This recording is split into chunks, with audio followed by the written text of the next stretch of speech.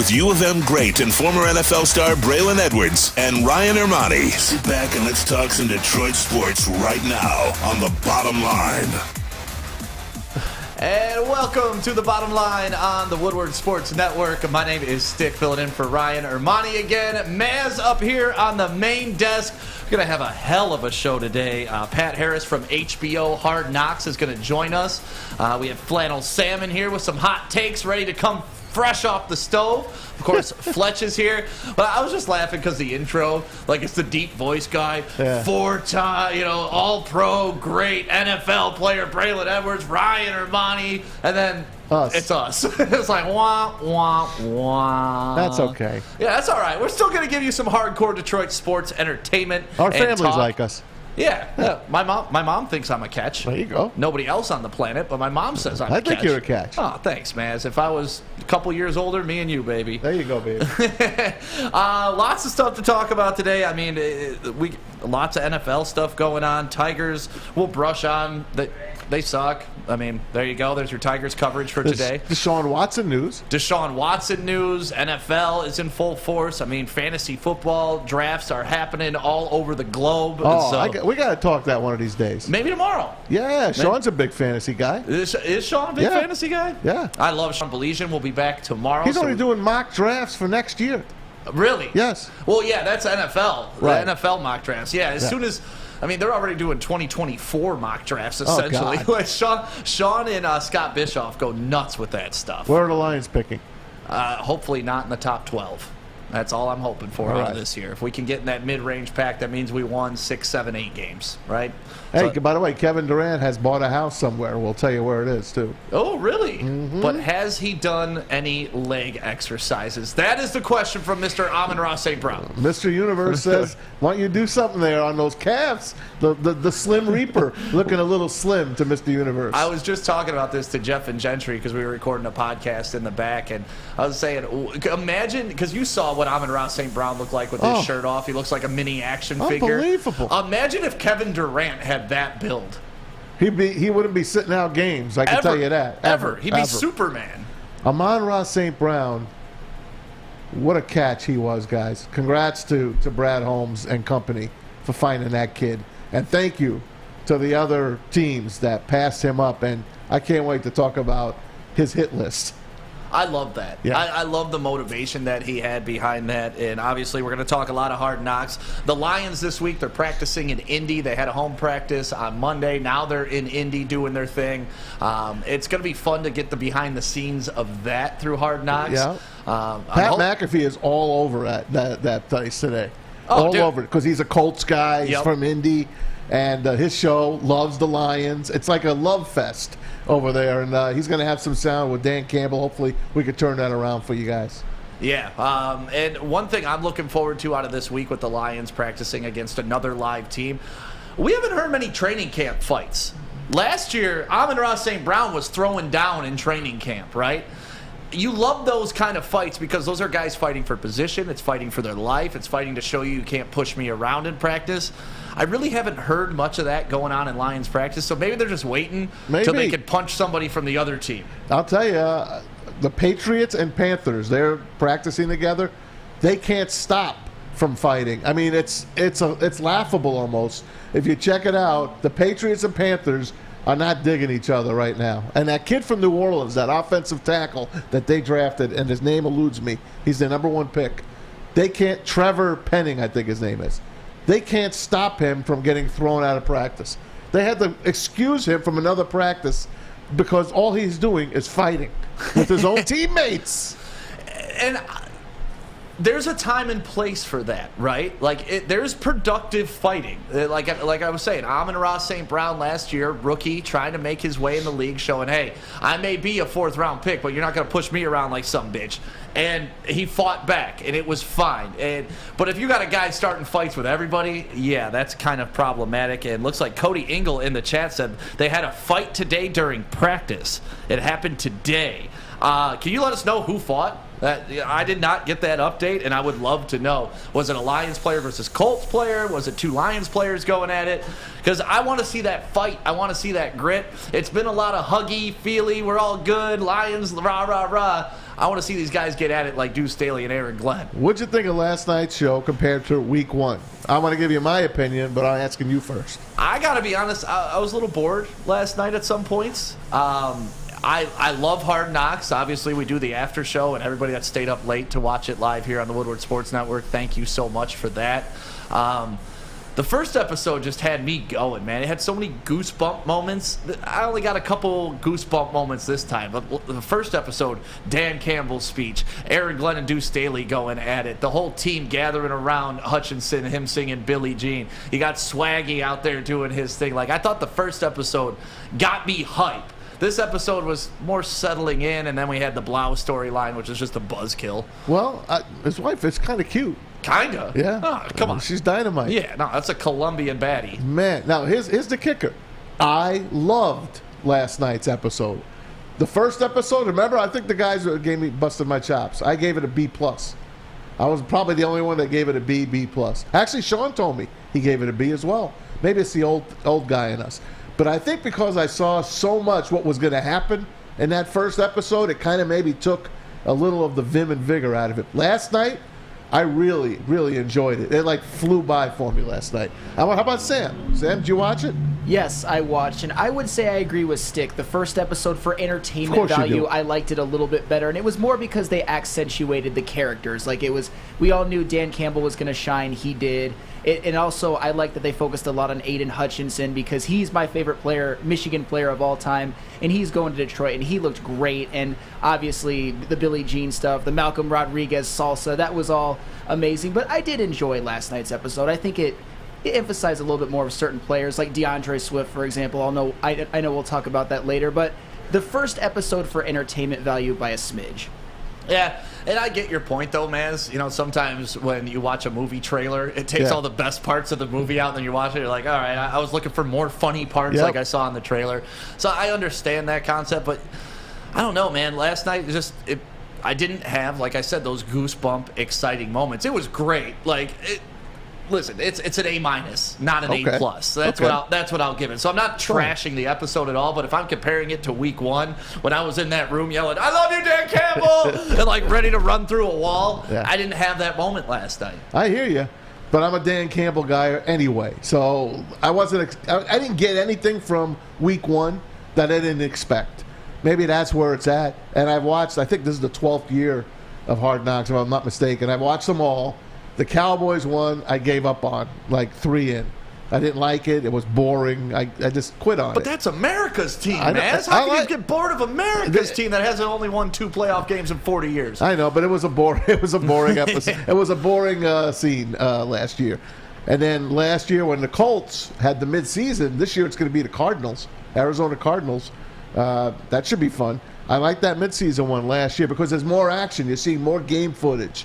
And like you said, there's not a lot going on in camp right now with Lions versus Lions. So let's see what this Colts thing is. They had a little scrum today. Yep. Let's see where it goes. Yeah, and the mid-season Hard Knocks is going to be interesting, too, especially with Kyler Murray and that whole drama that's going on. But I kind of wish Hopkins they'd stay with the Lions. Hopkins comes back. Hopkins comes back, and he's a character in himself. But I wish they would stay with the Lions throughout the whole season because we're never going to get any Jamison Williams coverage, period. Right. Because he's not going to be ready till midseason. But they might do something on him. I guarantee what the hell are they'll they going to do? And here's the rookie standing on the sidelines, throwing a ball up in the air. Well, they'll talk to him, and maybe he'll be taught lessons by the offensive coordinator, Ben Johnson. We haven't heard from Ben Johnson really yet. Yeah. So you never know. Something might come up in the next 3 weeks. Yeah. We'll talk to Pat Harris about that later. Yeah, we should. That's one thing I wanted to talk to Harris about is how do they pick the storylines? Because we were talking with Jeff and Gentry in the back, and Jeff Okudah, that's a big storyline here in Detroit, but it hasn't gotten any attention on Hard Knocks. And I don't know if it's because maybe they're waiting to tell that story down the road, or the producers don't know just how much of an importance Jeff Okudah is to this team and what the Detroit media thinks about him, how he was picked, where he was picked, what he's been through. They know. But do you think they're holding it off for later in the season, or do you think they're just like it's not a highlight story? You will see Jeff Okudah and you will hear his story. No doubt about it. Matt, I want to hear it. I want to follow Jeff Okudah because after that first preseason game, Dan Campbell seemed to be pretty like, hey, he's doing some good things. I didn't see him fall off the map. I saw him out there competing, so I thought Jeff Okudah did a good job. He said, I liked what I saw. That was what Dan Campbell said. He didn't say, wow, this guy is like really into it right now, and hasn't lost a step. He hasn't gotten that far yet. So that tells you that Okudah's got a long way to go yet to get back to where he needs to be to get on that field. So I would anticipate them highlighting Jeff Okudah at some point. We only got 3 episodes left. Like, that's what's crazy about Hard Knocks. It's almost over. We're almost halfway through Hard Knocks. Yeah. I'm already sad. Don't be sad. The season's coming. I know, but I like the behind-the-scenes stuff, too, man. Like, the season, watching them play every Sunday is amazing. Well, you know what we'll do for you? We'll get you a pass for practice, and you can go do your own thing. I've never been to a Lions practice. Honestly? In my life. Okay, you're going. I've never been. And you're going. I'm so jealous of our beat reporters here. I was talking to Noah in the back, who we just got a videographer license. So I talked to him earlier, too. I'm like, you know how lucky you are? Oh, it's the best job at the network. Me and Chad Johnson talk about it all the time. Of any job you could have at Woodward Sports, being the Lions guy has to be the best job. Has to be. It absolutely is. Who's the most important beat writer on all these newspapers? It's always the Lions beat writer, and our beat reporters are lucky that they're doing it. We have a videographer now following our beat reporter around. That's pretty damn good, man. That's an honor to be credentialed by an NFL team. Yeah, and if you didn't see, yesterday we announced it on our social media. Our brand new Detroit Lions beat reporter, Miss Madeline Miller from the morning show, who has also done work in the past with ESPN, Oakland University. She's geared up. She's ready to go. CMU. Yep, CMU. Former all-state athlete here in Michigan. Like, Maddie's no joke. She still does backflips in the freaking hallways. Yeah, I get worried about that. No, she'll be fine. I get worried about that. She's better than all of us. But Maddie's going to be our inside look at the Lions throughout the course of this entire season, so can't wait to see the perspective. We got our own Jennifer Hammond. Look at that. Yeah. How about that? Let's go, Maddie. We're rooting for you huge on this. So, yeah, lots of stuff going on. We'll talk more Hard Knocks coming up next. If there's anything you guys want us to discuss, I already see Devin Funchess getting some mention, not only for his stuff in Hard Knocks, but it looks like he got injured today in practice. Everybody loves Mr. St. Brown, two-time Mr. Universe, talking about him. Malcolm Rodriguez getting some mad love. We're going to talk about all of that coming up next. But first, let me tell you about our friends at Guardian Alarm. Stay out. This is how you do it. 1-800-STAY-OUT. Hopefully the Lions defense called them so we could keep people out of the end zone. Because if we had Guardian as our defense, it'd be real damn easy. They watch your back 100% of the time, 24/7 with monitoring. Plus, if you call 1-800-STAY-OUT right now and mention Woodward Sports, they are going to give you a special technological gift so you can keep track of your home when you're away. The number again, 1-800-STAY-OUT. 1-800-STAY-OUT. 1-800-GET OUT. Stay out of my house.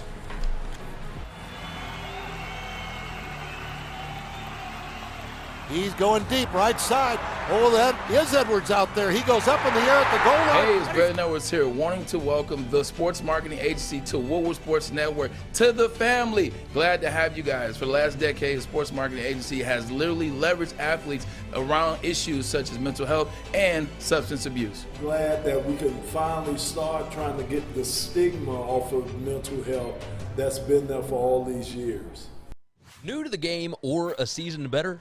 OddsTrader.com has everything you need to make the right bet ahead of kickoff. Begin your handicapping journey with OddsTrader. Improve your edge by finding the best price on every game from sportsbooks in your backyard. Take advantage of the numerous sign-up bonus offers to pad your bankroll. Dive into key game statistics, player performance, and even account for the projected game day weather. Best of all, you can use the OddsTrader bet tracker to keep a log of your action. Welcome to OddsTrader, and best of luck. We are the network for Detroit by Detroiters. Welcome to the Woodward Sports Network. Welcome back to the bottom line on the Woodward Sports Network. Thank you to everybody in the chat right now on YouTube. Make sure you smash that like button and subscribe to us, since we are now officially the most subscribed YouTube page of all Detroit sports networks. So thank you very much for that. Took about 18 months to get there, and I can't wait to see where we're going to be in the next 18 months. But everybody on YouTube can't do it without you, so thank you guys so much for the support. Everybody listening on the Roar right now, and everybody who's downloaded our app, which is free and available for you in stores. Make sure you go to Google Play or your Apple Store, search Woodward Sports Network. You'll have the app ready to go no matter where you are. And we're shutting down Twitter right this minute, right? And get everyone on over to YouTube. So all you Twitter people and everything else that you're watching, get on over to YouTube right now and check it out. The bottom line right now on Woodward Sports. So still talking about Hard Knocks from last night. We got a bunch of stuff on here to talk about, but to me, the main thing that stood out, and I think we could spend the most time on it, DeAndre Swift. You think? Yeah. I'm not sure how you felt about DeAndre Swift during that episode, but I personally didn't love his body language when he was being pumped up by Duce Staley telling him, hey, you could be the best ever. You could do it. You could do it. And he was just sitting there like this. Like, yeah, I can be the best ever? Okay. I want to see a little more out of him. I want to see a little Dan Campbell in him, for lack of a better way to describe it. I want to see some more I want to see him involved, sitting up, being engaged. And I get it. Last night on the postgame, people were saying, well, Stick, remember, Barry Sanders didn't have the biggest personality in the world either, and he was a pretty damn good running back. But he showed it right away. I could separate the two, and I could understand that. I'm just saying what I personally wanted to see out of DeAndre Swift in that running back room, I didn't get. And I'm not saying he's a bad running back. I think he can still be great. Sam, I definitely want to hear your opinion on this because you have him leading the NFC in rushing. Wrong. But, Maz, what did you think about the whole... They covered him twice, essentially, in the episode. Once in the locker room and then once during the game. Let's talk about the pre-stuff. I can tell you, coming in to the season, I never really loved him. The pick, I liked the pick. But I want to see something right away out of somebody. I've been watching such a long time that I can look at a running back, I can look at a guy, and I can just think, yeah, this guy's got it. This guy, I'm not too sure of. And I got to put DeAndre Swift in the I'm not too sure of category. He doesn't really show me what I want to see. And I know Duce Staley took him to task at the game when he was running outside instead of taking it inside. And I was at the game, and I was actually in that end zone, so I actually got to watch the play develop. And I don't know, man. He just doesn't, to me, he doesn't hit the hole hard. I know he's a big man. He's not going to step down to anybody. He's a big guy. I think even Mr. Universe would appreciate his build.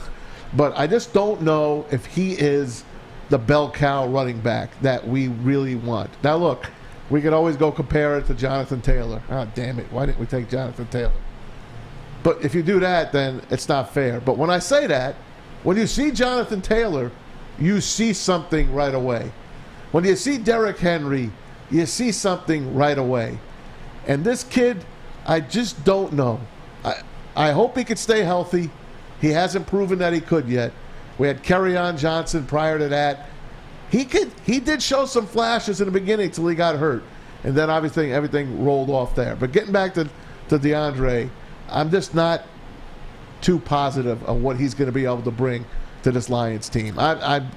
I hope he does. I'm just not sure. Flannel, like I said, you have him leading the NFC in rushing. Was his body language a concern to you last night, or you're still convinced it's going to be what it's going to be? I think it's being way overblown. I don't like the fact. Stick, I know you're kind of more of a rah-rah kind of guy, and that's what you like. And I'm more of the opposite, where I'm a little bit more reserved. But when I step into the booth and when I work for Woodward Sports, I bring it. And that's what I think DeAndre Swift is. There are all kinds of ways in which you can be successful. You don't have to be a rah-rah kind of guy. And honestly, Duce Staley, I think he is to the other way, end of the spectrum, and I think DeAndre Swift is kind of a balance. He looks more reserved than he actually is. And DeAndre Swift, if you want to say that his production in his first couple years wasn't what we hoped, he's been hurt, but he's also been inconsistent. I will grant you that, Maz. I think that is a fair point. But this year, running behind that offensive line, if it's healthy, I just think the holes will be too wide. I think that offensive line will just open up holes for him. I think it's one of the best offensive lines in the league. And also DeAndre Swift is going to provide you something catching balls out of the backfield. So from that standpoint, I think DeAndre Swift is still going to be successful, and I have not changed my opinion. Yeah, and to your point, you saw Duce Staley trying to coach him up, forcing him to take the ball inside. And then when they went back and watched the film, he's like, look, if you take this inside, it's a touchdown. Yeah. We can't be calling these plays and you misreading them. It's a touchdown. And DeAndre Swift had a face I think we've all made at some point when it's just like, we all get yelled at. I'm wrong. I see it. There's nothing I can do. I can't argue with you, Coach. You're right. So hopefully he's taken this coaching, and this is what the preseason's for, right? Getting all these little kinks out of the way. And to me, the ironic part is, how did he score his touchdown? Inside and out, busted it outside. Yeah. So honestly, how do you crack out a guy who can use his speed? And that's part of the problem when a running back comes out of college so skilled, is they're just used to using their speed and athleticism to beat guys to the edge. You can't do that in the NFL. Those linebackers, those linemen, those cornerbacks are just as fast as you, and they know their angles a little bit better than college kids. So I want him to bust it up inside like that. I just hope that message gets across to him, because it didn't seem like it did when they were talking to him on the sideline. Hey, I think he can give you 1,500 yards rushing and passing put together, and that's a hell of a season. That's what I want out of him. That's not a bad season for the record, and that's about on par with what he would have done, given out a full year. And I'm also encouraged by Duce Staley's coaching. I think he is getting good coaching, and I will also say this, 4 carries for 20 yards on a drive is not bad. You would take that any day of the week, any drive of the week. That's 5 yards of carry and a touchdown. And what's crazy is he could have had more. He could. That's what's crazy about it, yes. And that's what Dan Campbell said during this, hey, that was a good drive, some mistakes. I think when we were all watching it and watching them just take the ball and run it all the way down their throats, we're like, that was almost a perfect drive. But the coaches are looking at it a little different. Sure. When I was watching that drive, in real time, I wasn't thinking, oh, man, DeAndre Swift should have busted that up the middle. Right. I'm like, oh, that's a nice chunk gain. Okay, we're doing things. But I love that our coaching staff sees beyond what I can see as a normal football fan. Well, yeah, that's what being a coach is. You'd hope for, but we haven't had that, man. We had Matt Patricia's dumbass out there. Duce we had Marty Staley, Morningwig taking the wind. I know. These are common sense things. Duce Staley was a monster running back, a horse. That's what he wants out of his guys. And you know what? I watched Duce Staley's career. I'll take Duce Staley in a New York minute. That's what I want out of my back. I need a guy that's not afraid to hit it and be that dog on that team. That's it. He had 3,000-yard seasons. I mean, I think we'd take that out of DeAndre Swift right now. If we could guarantee it, I would. Yeah, well, and one thing about DeAndre Swift, too, I like that Duce is teaching them to seek out contact. And I know DeAndre Swift has had some injuries, but he's not saying, hey, shy away from that hit. He's saying, no, dude, if you manned up and took that guy one-on-one and hit him with a stiff arm, that could have been a touchdown. But no, you wanted to run to the sideline, save your body. Take a book out of Derrick Henry. Gain a stiff arm, and you'll see how much difference that makes. But I love how he's encouraging them to seek contact. Yeah. We will be the aggressor. Don't take the hit. Deliver it. He's built for it. I mean, he's built his body up for it. He should be ready for a big season. I hope we get it. It's 1 week, for crying out loud. I'm penny picking here. I'm penny pinching. Yeah, and that's what I'm saying. I'm basing my whole thought process off of a 5-minute clip of DeAndre Swift in one meeting. Exactly. So that's why I don't want to jump off the cliff with it. I'm just saying in that moment, I would have preferred a little more rah-rah. I'm not sure if I would pick him high on my fantasy team, though. Oh, I would. Oh, for sure. I'm just saying. I'm not sure I would. I might. I'm just not sure if I would or not. And we talk about, Jonathan Taylor and how the Lions could have drafted him over Swift. A lot of teams could have. But let's look at, you look at Kansas City. They took Clyde Edwards-Helaire over Swift and Taylor. Imagine either of them in that Kansas City offense. Clyde Edwards-Helaire went from being like a top 10 fantasy back projected, and now he's going to be like 25, 26 this year. The guy's bottomed out already, right? You really believe that? You think he's tapped out? He's too already? Small. He's too slow. He doesn't have the angles. And what's really funny, if you look back on that pick, not to get too much into covering Kansas City Chiefs, but that pick was made by Patrick Mahomes. He called the front office and said, if you're getting a running back, this is the guy I want, because he liked what he did at LSU. Huh. Yeah, Patrick Mahomes, not a good GM, hell of a quarterback. Hell of a quarterback. No question. Let's tell him about Gypsy Vodka. Is that me? Yeah, why not? Oh, hell yeah. Gypsy Vodka is here, the summer of Gypsy and the mulligan. If you go out golfing, you know you're hitting mulligans, so you might as well drink a mulligan. Show that bag. Oh, yeah. Damn it, man. What would I do without you? I don't know. Let's go full screen on this, Fletch.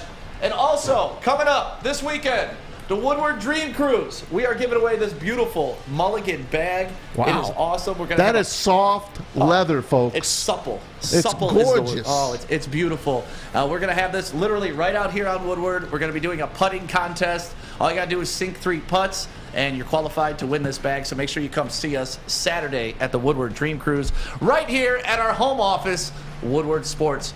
Couldn't be Woodward Sports without covering the Woodward Dream Cruise. So come out and see us Saturday, and make sure you grab some mulligans and come hang out. Detroit's downtown summer playground is back. Open all summer long, the Monroe Street Midway. Enjoy roller skating, free Wi-Fi, food trucks, art installations, and so much more.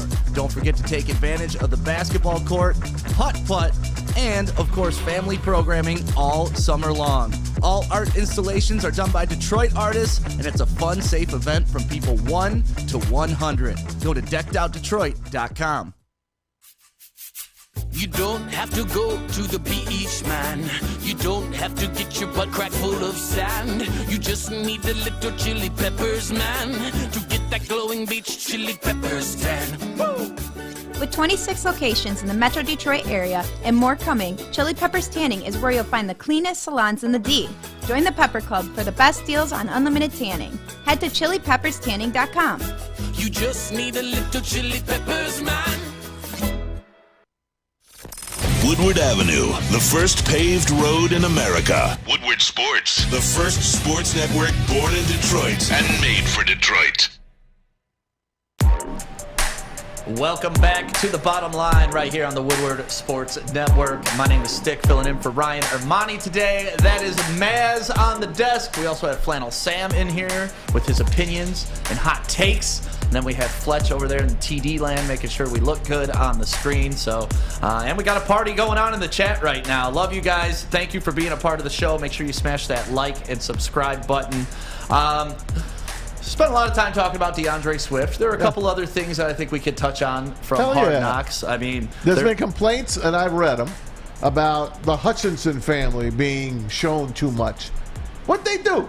They showed them a little bit on draft night, and they showed a little bit of them sitting at the game yesterday. Last night was fake as hell.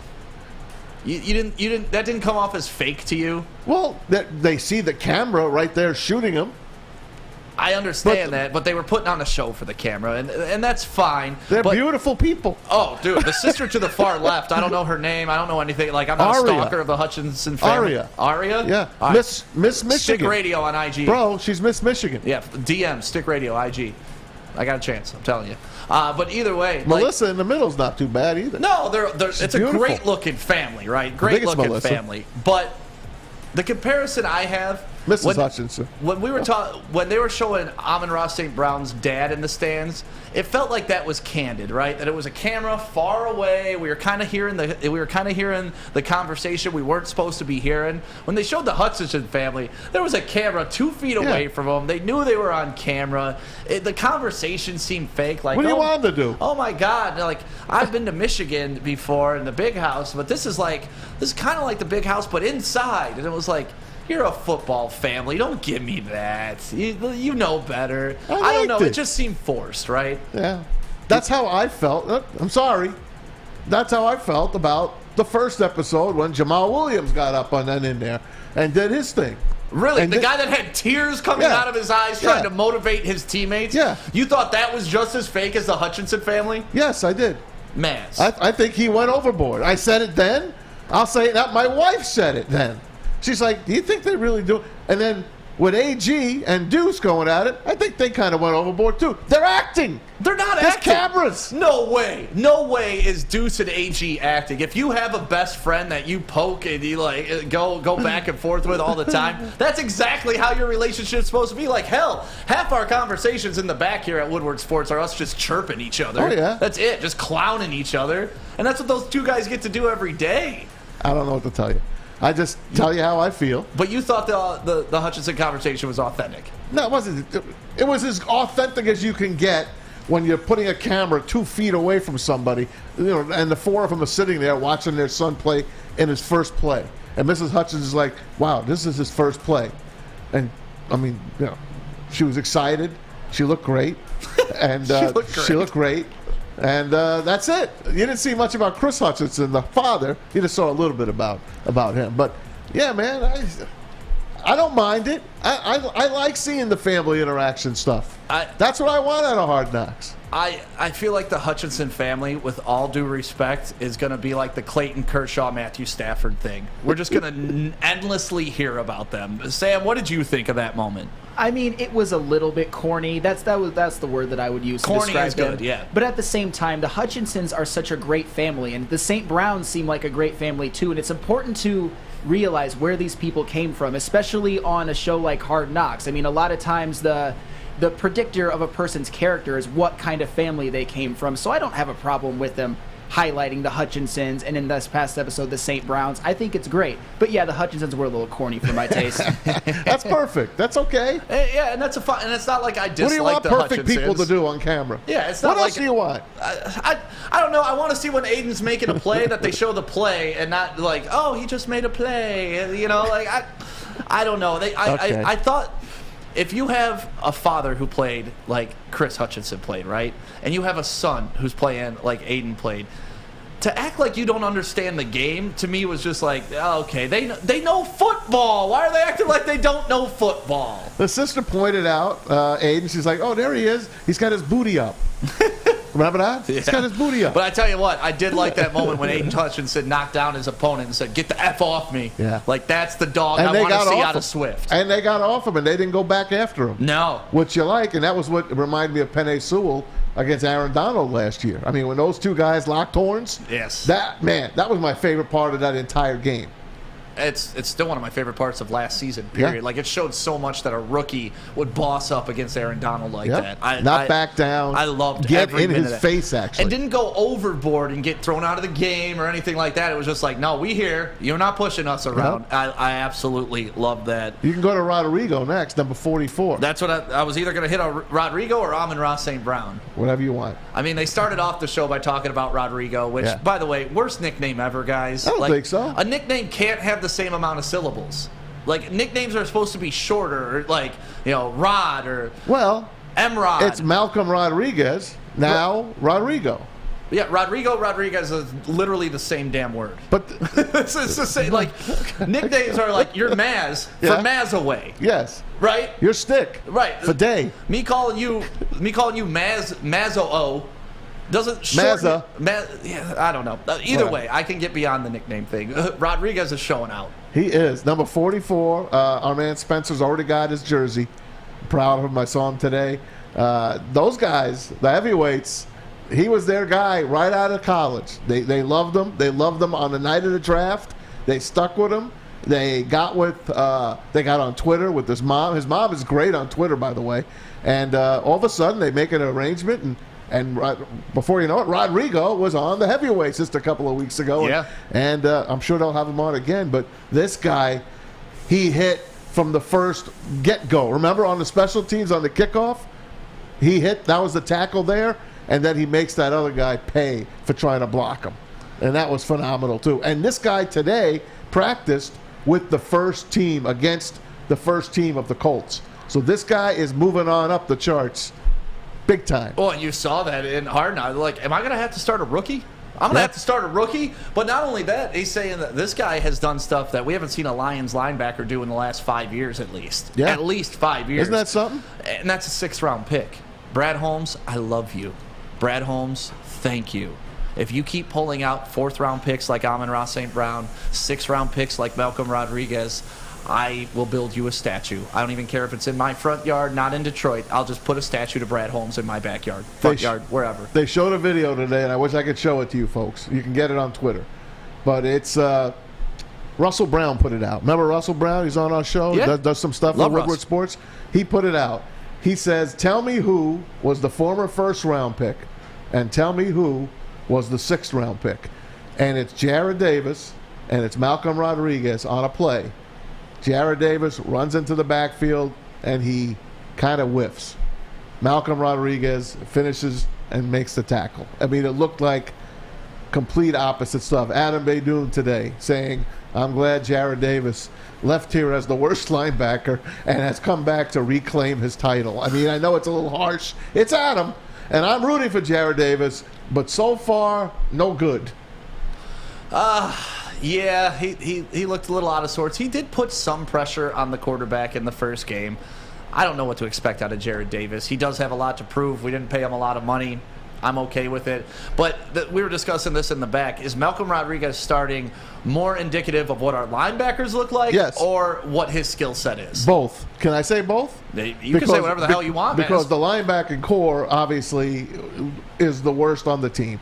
Alex Anzalone left last year. They wind up re-signing him. He didn't think he was coming back. He said goodbye to Detroit. I remember the tweet. He said, I had a great time here in Detroit. I'm off my merry way, basically. And they brought him back. So that just tells you, man, and he's a hard-working guy, but he is not a top linebacker. That's why, again, I'll go back to it. Penei Sewell was a great pick.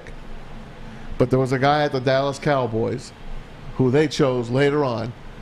I'm not even going to say his name. Micah Parsons. No, they don't have to say his name. Okay. Don't say his name.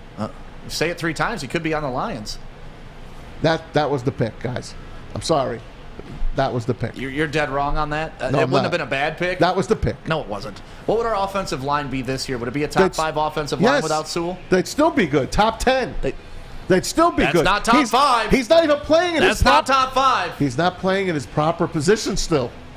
That's even better. No, he's not a great right tackle. Yes, he is. He's a good right tackle. Oh, my God. He's going to be a Hall of Fame right tackle if we keep him there. No, he's not. Yes, he is. He's going to move back. When Taylor Decker leaves, he'll be back to left tackle again. If you take Micah Parsons in that draft, our defense is still going to suck, No, right? it's not. Yes, it is. No, it's not. One guy can't change a whole damn defense like that. Really? Really? One guy can definitely change the defense. No, but if you have a guy that can complete your offensive line to take those 5 starters and move them into an elite unit, you're helping your running back, you're helping your quarterback, you're helping your wide receivers. It's not just about that one position. You put Micah Parsons out there with no defensive line in front of him, no cornerbacks behind him, it doesn't matter. So what are we bitching for last week when we're saying bring Roquan Smith here?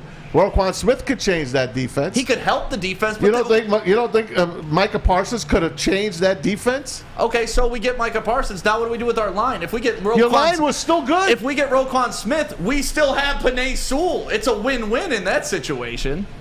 I don't know, man. I love Micah Parsons to me was one of the best linebackers coming out. I thought they could have taken a look at him. I wouldn't be mad if we got him. But, man, the trickle-down effect from not taking Penei Sewell, I don't want that. Your offense is going to be really good this year.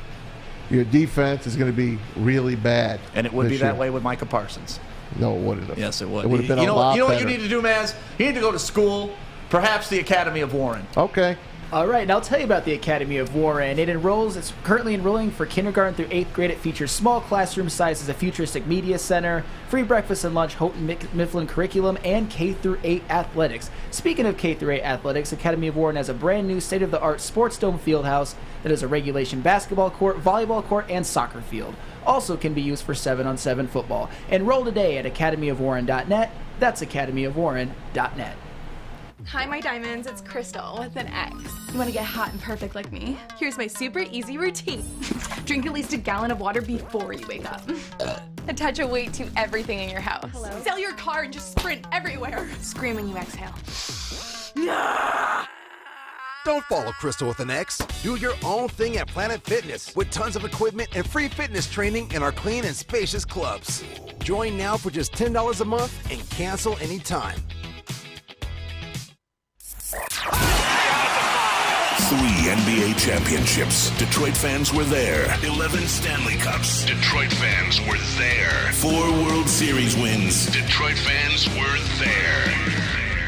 And that one Lions playoff win in 1991. Yeah, Detroit fans were there. Woodward Sports, where the fans are.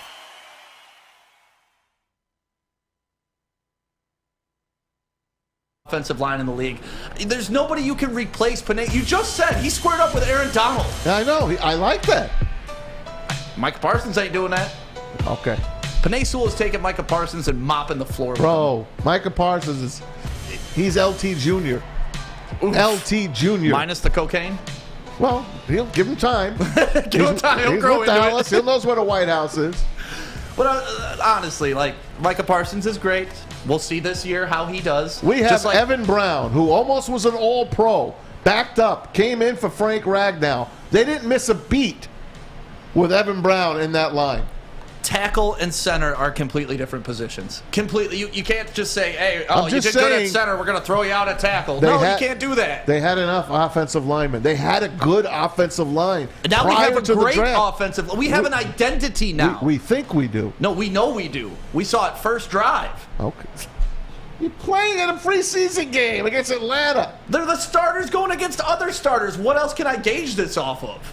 Nothing. And you saw what happened last year at the end of the season when they were all healthy. I'm not complaining about our offensive line. I think it's one of the top 10. It's top 5. It's top 3. It's top 2. It could be number 1. Okay. If we don't have Penei Sewell, though, we're not in that conversation. It's like, all right, we have a nice left tackle and Taylor Decker, who's getting a little old. Ragnow is a nice center. Like, we're all pro. We don't have what we have now. I'm not going to argue with you. Well, I mean, the people on YouTube are killing me as usual. Are they killing you on YouTube? Of course, they always kill me. Well, they always kill me. Then defer to the wisdom of the crowd. It's an opinion, guys. It's a freaking opinion. But it's a wrong opinion. Says you. Says you. I love you, man. Absolutely love you. Hey, stand on it. Like, Parsons proved you right last year. Time will prove me right. That's all I can say. A guy I think we both can agree on, Amon-Ra St. Brown. The chip that this dude is carrying on his shoulder. That was Hollywood last night, except he wasn't acting. That kid rolled off every single wide receiver that was picked ahead of him and their school. This guy, he's the real deal, man. He's Mr. Universe Jr. He's following his dad's footsteps. I know his brother played for the Packers last year. He's with the Bears this year. We got a steal there in the 4th round. Hats off to Brad Holmes and company. Well, Pat Harris from HBO, one of the producers, is going to join us later, and I really want to compliment them on how they edited that together, too, because that was very impactful to see him sitting there listing every wide receiver that was taking over him and every college that they went to, and then timing it out with Roger Goodell announcing their names. Like, I sat there, and the fact that he said his draft day experience was horrible. I'm not going to use the word he used, but he said it was awful. He bleeping horrible. Yeah, and then went on to list that. Yeah. HBO did such a great job editing that together. I thought it was so powerful because I can't imagine being what Amon-Ra St. Brown was in college and sitting there and watching all these dudes get, like, Tutu Atwell over you. Stuff like that. Yeah. Like, I get Jefferson and all those guys, but come on, what are we doing here? He's small and he's not super speedy, but he put that number 14 on last year and he showed out, and he showed up on that first game as well. He is their number 1 receiver, I think, right now. I know we have DJ Shark and of course Jameson Williams waiting in the wings. And Josh Reynolds. Josh Reynolds looked good with that number 8. I like what I see in the wide receivers. The running backs, we've talked about it already. I'm hoping that DeAndre Swift will show up. It's going to be a great backfield and some great receivers. The quarterback has got to show up as well. How about they call Josh Reynolds the Serpent of Death? How about that? I was, when they first said it, I'm like, who the hell are they talking about? You see number 8 come out, we're like, oh, they got some respect for Josh Reynolds. Yeah, they do. I think he's the forgotten guy on this wide receiver core, honestly. He is, because he's always the last guy we always put in. Always. We forget Josh Reynolds. Yeah. And then you have your other guys there, too, trying to make the team. So we'll see. You got Tom Kennedy. Still, come on down, Tom Kennedy. Yeah, it's crazy. I didn't see him yesterday. He didn't get any love, and he got over 100 yards in the preseason game. They didn't show him any love. Come on. Period. Where's TK? I'm gonna talk to our HBO NFL Films guy about that. Everybody's talking about Tutu Atwell right now in the chat. But, Sam, what did you think about Amon-Ra St. Brown? Like, I got a little bit of Tom Brady vibes off that because, you know, Brady's how many years into his career, but he still complains about being a 6th-round pick and remembering who passed on him and whatnot. What do you think about Amon-Ra St. Brown listing all those guys like you would do? I mean, when you're a 4th-round pick who had the career that he had at USC, which was great, that you're going to have a chip on your shoulder that those guys were picked ahead of me. Honestly, there's only one guy who was picked ahead of him last year who you could definitely say you'd take over him, and that's Jamar Chase.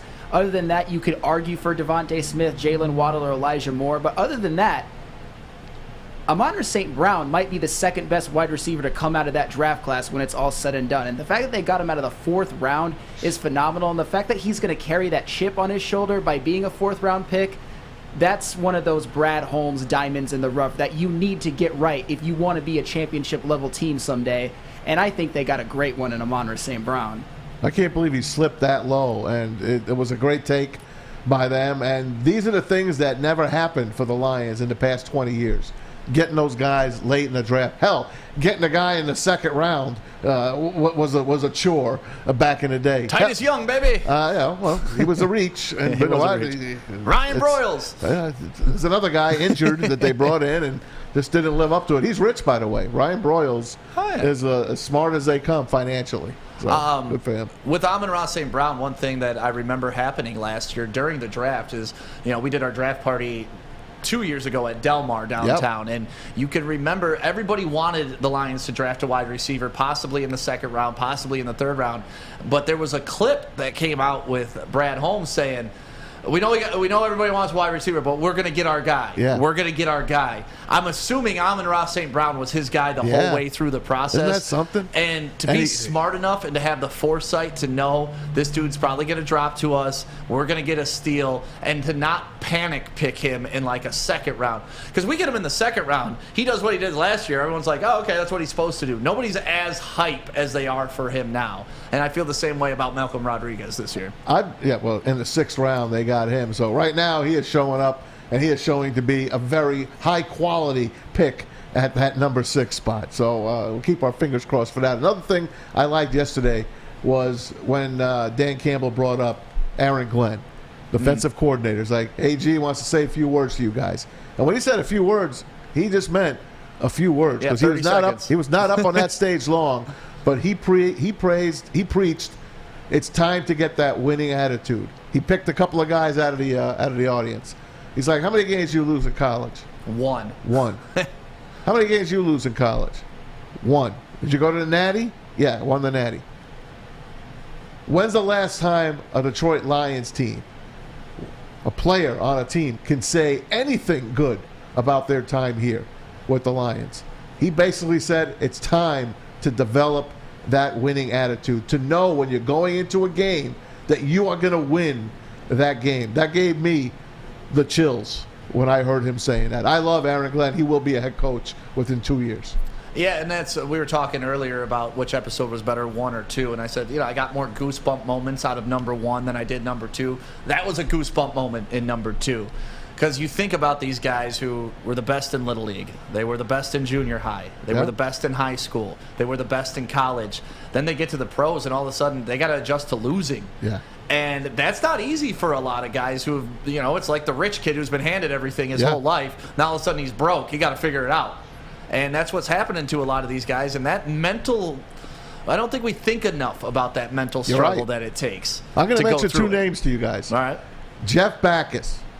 Remember him? Number 1 pick out of Michigan. Yep. I don't think he lost more than 3 games in his college career. He came here, they never had a winning season. The other name? Taylor Decker. What did he lose? 1 or 2 games in his entire college career? And now he's here toiling, trying to get on a winning season. Did sign a big contract a couple of years ago. Got hurt. He's back, tatted up, and ready to go. Yeah, he went to Ohio State. That's the only thing I can hold against Taylor Decker. Outside of that, he didn't lose much. I want to see him dominate. Yes. I want to see him absolutely dominate. You're finally dominate. rooting for him after all these years. Yeah, once you're a Lion, you're on the squad, baby. You're I don't care where you went. I don't care what you did. I'm over here with Backstreet Boys. I don't care who you are, where you're from, just as long as you're a Lion, baby. Let's talk to you about the SMA, the sports marketing agency. We were just talking about how athletes can struggle with mental health, and so can everyday people, too. And if that's you or somebody that you know, make sure you reach out. Make sure you get the help that you need.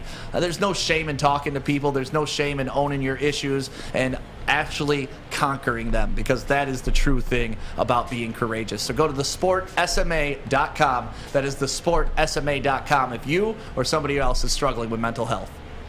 Life is full of hard choices. We're here to make one of life's biggest decisions as simple as possible. My name is Christina Gennari, and for over 20 years, I've helped hundreds of families buy and sell homes. We cover all of Metro Detroit and more, from large luxury homes to starter homes. We will work hard to make sure that you get the home of your dreams. So if you're in the market today or even thinking about buying or selling in the future, make the obvious choice. Christina Gennari, the obvious choice in real estate. Visit us at soldchristina.com today. Fellas, let's be honest. We like things to be easy. We like simple stuff, like sports 7 days a week. We like things uncomplicated, like Lady Jane's Haircuts for Men. Open 10 to 8, 7 days a week. Walk in anytime. Sign in, sit down, watch your favorite team play. And before you know it, your hair will be game ready. Open 10 to 8, 7 days a week. Walk in anytime. Lady Jane's Haircuts for Men. It's wicked awesome. You have an opinion? Make sure it's seen and heard. Corner, jumper, tweet us, hop on the YouTube chat, slide in the DMS at Woodward Sports on all social media. Get a free Woodward Sports t-shirt. That's right, a free Woodward Sports t-shirt all month long at Big Frog in Novi. Just stop in, tell them we sent you, and they will print you one on the spot. So go to Big Frog Novi today and get your free t-shirt, or visit them online at bigfrog.com/Novi. That is bigfrog.com/Novi. Very important for us. I was bummed last year we didn't get one, so this year getting that against a good team in Indy, a team that's had some success, a team that's veteran, and I'm sure practices pretty well, will be good for us. We're going to do this the right way, and we'll be able to work together and get great work out of this and be smart about what we're doing. So I think that's the most important. You go somewhere, and if you don't know exactly what they're thinking or what they're doing and you just go, I think that's where you can get the all-out brawls, and then you spend hours just breaking up fights or fighting, you know? And I'm too old for that. I don't feel like doing that anymore. He's too old, baby. Thank you to Brad Galley for that footage. Appreciate you, Brad Galley. He does a great job covering the Lions, too. You're the man, Brad. Yeah, he's a good guy. Dan Campbell, can't get enough of him. The Lions this week in practice with the Baltimore Colts. You still calling them Baltimore. I was going to see if you caught that, man. Come on, man. The Indianapolis Colts. I want to test you. I'm going to test you, too, Sam. Uh-oh. What was the moving company that moved the Baltimore Colts to Indianapolis? Hell if I know. Well, you had to see the truck drive out of town. That's how I know it. Mayflower? Correct. Nah. Pull that one out of my pocket. Nicely done. Yeah. Stick. Well, there aren't too many moving companies. There you go. Had to could have been two men in a truck. Huh? Could have been two men in a truck. Or college hunks. College hunks. Moving college junk. No, but the Lions practicing down there all week. What are you looking for this week with these cross practices that they have with other teams? Oh, God. Because we talked to Lomas, and Lomas said they used to do this back in the day, too. I know. And you heard Jared Goff. They missed doing it last year because of the whole COVID thing. But now everything is back to normal as you can get it, I guess. This is what they need, because we already said it. There were no fights or nothing. No scraps, really, at Lions practice against each other. You heard Lomas last week. By this time, you are so sick and tired of hitting each other, of going against the same people, that you're bored. Right. Now, like I told you, the Panthers and Patriots have been doing it this week together. All they're doing is fighting. And I know the coaches don't want to see way too much of this, but they kind of dig it. They want to know who's out there and who are their dogs and who's fighting for what. You got to play them. And then the preseason game will be against the Colts Saturday afternoon at 1. That's always fun when the two teams have seen each other, for a few days in practice, and then you got to get to go play each other in a meaningful game. Preseason game number 2 is always the one that you want to watch out for because there's only 3 games. So this is the game where they'll probably play the most. Half. Yeah, you'll play a half. Yeah. And then the following game, it's when you're just fighting for positions. Rookies and the free agents are fighting for positions. So this is a big week for them. Yeah, definitely a big week. Against a good team. And what you love about playing another team, if I'm lining up against the same person for 3 weeks in practice, eventually I'm learning the flaws in their game, right? And I'm adjusting my game to that. But then you have to go up against somebody new who the other person's flaws may be their strengths. So you have to reevaluate how you're attacking. Like Aiden Hutchinson, I think getting him up against as many different tackles as possible right now is really good for him because he's going to learn different moves, different techniques, how people are going to handle him. And you saw in the Hard Knocks, actually, week 1 and week 2 during the game. Week 1, he gets chipped by Hawkinson, Yep. and Dan Campbell says, hey, He's going to put that in the memory bank. That's Yeah. not going to happen again. And then week 2, you see him get burnt on Mariota with the end around Yeah. or with the quarterback going around the end. He bites on the play action. And then you saw the next play, he bounces back and makes it. He still chased him and got part of that tackle. Yeah. He's a talented kid. Yeah. But the more experience we can get him against live players and different live players with different moves, different maneuvers, different body sizes, different speeds, this is good. This is really good, and I love that they're doing this because Aiden's now going to go up against a starter on a really – we want to talk about how the Lions' offensive line is pretty damn good.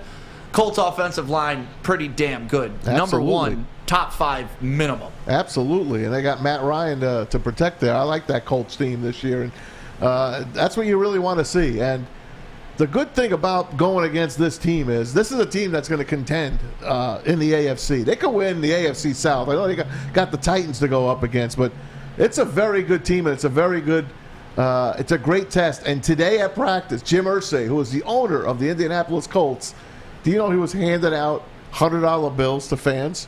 He was autographing them and handing out $100 bills to fans. I saw one of the Lion fans there dressed in the whole Lions regalia, got one and he held it up. Jim Irsay, I want you to be our owner. That's an owner for you, man. Yeah, Sheila Hamp. Step it up. Write the check this way, Or baby. send out some car keys. How about handing out some car keys? Yeah, give away a Ford every day. No, I really love that these guys are going at it, and I like the battle, too, that's there. Because, like I said, another great offensive line versus our defense. People were saying in the chat that it looked like Matt Ryan absolutely went through us in the scrimmage. Yeah.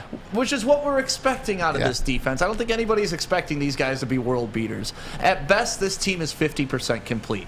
The offense is complete, I want to say. It's coming. Outside of that, we're not complete. Defense isn't complete. I mean, we have Jack Fox, so special teams looking pretty damn good. Yeah, and 2 pretty good kickers. Mm-hmm. Yeah, I'll take that. But I love these guys going up against each other. I love that our defense is going to get a look at Jonathan Taylor if they let him play because they don't want to get Jonathan Taylor injured. And like you said, the Colts are a damn good team. They should have beaten Jacksonville in the last week of the season. Oh, God. They could have been in the playoffs. They fell apart. And they could have made a run in the playoffs, too, because whenever you have that running game of a Jonathan Taylor and that offensive line, your game travels. Yeah, they need receivers, and I think they've tried to answer that question with some draft picks and some free agent signings. So we'll see what the Colts do coming up Saturday, 1 o'clock. Lions at the Indianapolis Colts. Not a far drive if you want to go see that game.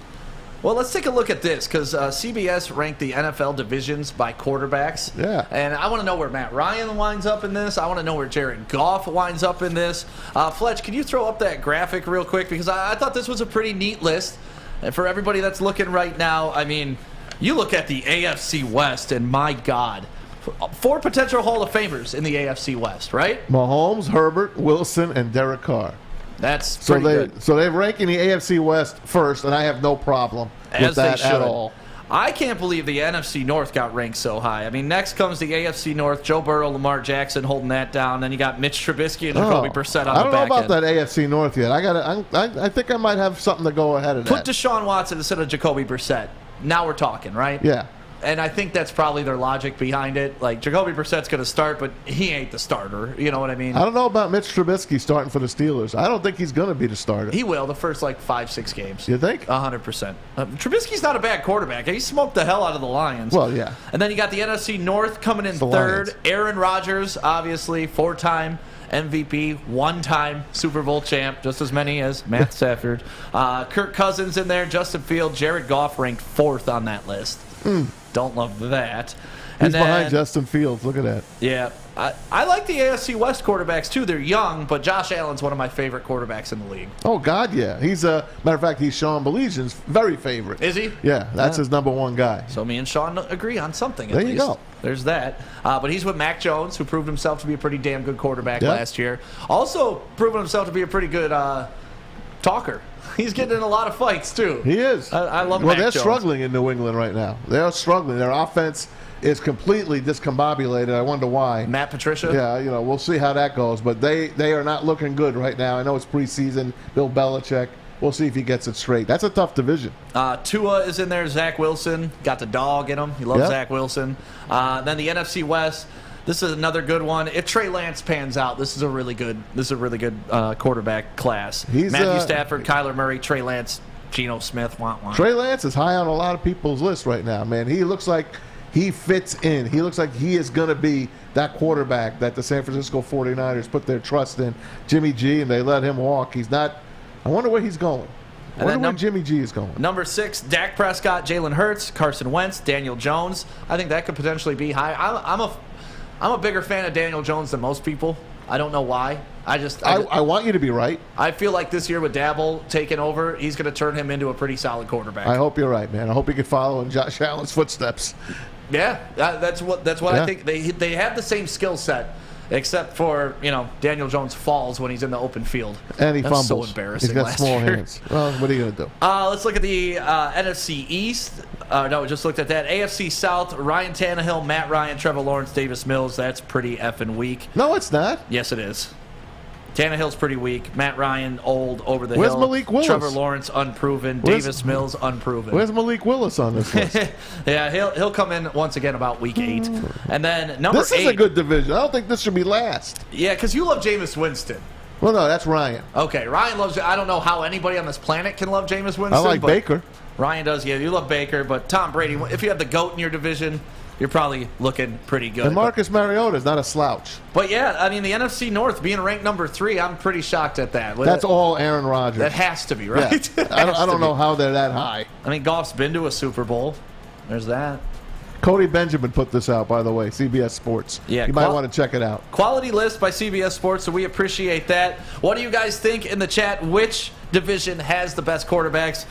Outside of AFC West, that just runs away with it. Pat Mahomes, Justin Herbert, Russell Wilson, Derek Carr. My God, that is some heat. I think Sam would pick that division as well. Well, Maz, tell me about the Folding Warehouse. And they all would pick the Folding Warehouse. I'm surprised Hard Knocks has not been to the Folding Warehouse yet. It's in Hamtramck. It's right close there, for crying out loud. I'm going to talk to Pat Harris here from NFL Films in just a minute. The Folding Warehouse, 2 ways to play this great game of football and bowling. $12 unlimited open play, and you can have your own private lane reservation for 2 hours. Run you $120, but you can have 12 people on a lane, so less than $10 per person. Any drink you want, they got multiple full bars, over 100 beers to offer, and the $2 mystery beer machine. Get your bring your own food in or even have it delivered. Get your fold on at the Folding Warehouse at foldingwarehouse.com. It's a great day to get some Centron in your life. Okay. There it is. Centron, here we go. Gotta grab the cranberry. Oh wait, it's 2 for $4. Gotta double up with the classic as well. Centron World, baby. Centron, available at select Krogers, and if you want to know how, go to @CentronWorld.com. You get dope like me. You know what? Why wait?